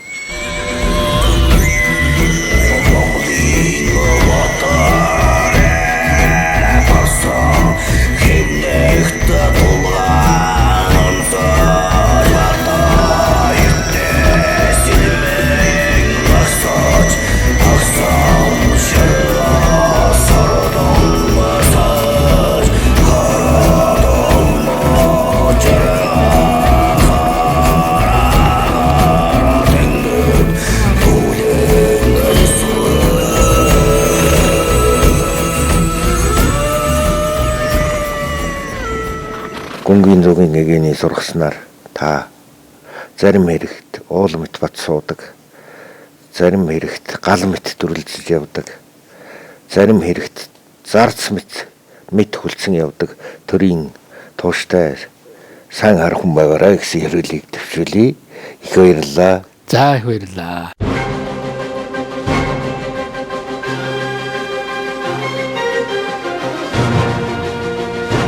1989 оны 11-р сарын залууран бүтээлчдийн зөвлөгөөнөөс эхлээд би өдрийн тэмдэглэл хөтлөсөн. Тэгээ өдөр бүхэн тэр ч одоо 89 оны тэр үеэс хөтлөөл тэгэл эхний цуглаа ерөөс бүх өдөр тэгээ 3 жил тасралтгүй хөтлөсөн байхгүй би өдрийн тэмдэглэлийг. Тэгээ 3 жил тасралтгүй хөтлөөд 11 дэвтэр одоо 5-ын дэвтэрэлд өрсөн дэ миний тэр өдрийн тэмдэглэл. Тэгээ тэрнийг ингээд 20 жил хадгалж явж байгаад 3 жилийн өмнө одоо хаашаа билээ нэг газар луугаад гшаа явуулж нөгөө нэг хуулбар хийлгэж авъя гэж бодоод цүнхэнд хийж авч явж байгаа. Тэгээд хулгай талтцсан. Дотоод Монголд гарч ирэх юм байна л да. Санаатай л гэдэг чинь. Тэгэл одоо мэргэлдэг төргөлдөг хүмүүс зарим нь ярьж л байдаг. Тэгэл олон хүмүүс санаа тавьдаг л байх миний тэр юм. Тэгээ би хэлдгээ одоо тэр юмыг олж авсан хүн болвол тийм хар цүнхтэй 10 хэдэн тийм элбэг дорж гээд би өөр эхнийх нь юун дээр ч бичсэн байгаа. Энэ одоо дэвтрийг таавал элбэг дорж цахиагийн элбэг дорж эзэн нь байгаа шүү. Тэр үеийн утсыг бичиж байгаа л дандаа шин тэмдэглэл эхлэхдээ дандаа нэрээ тавиад утсаа бичээд яваад идэг байхгүй юу.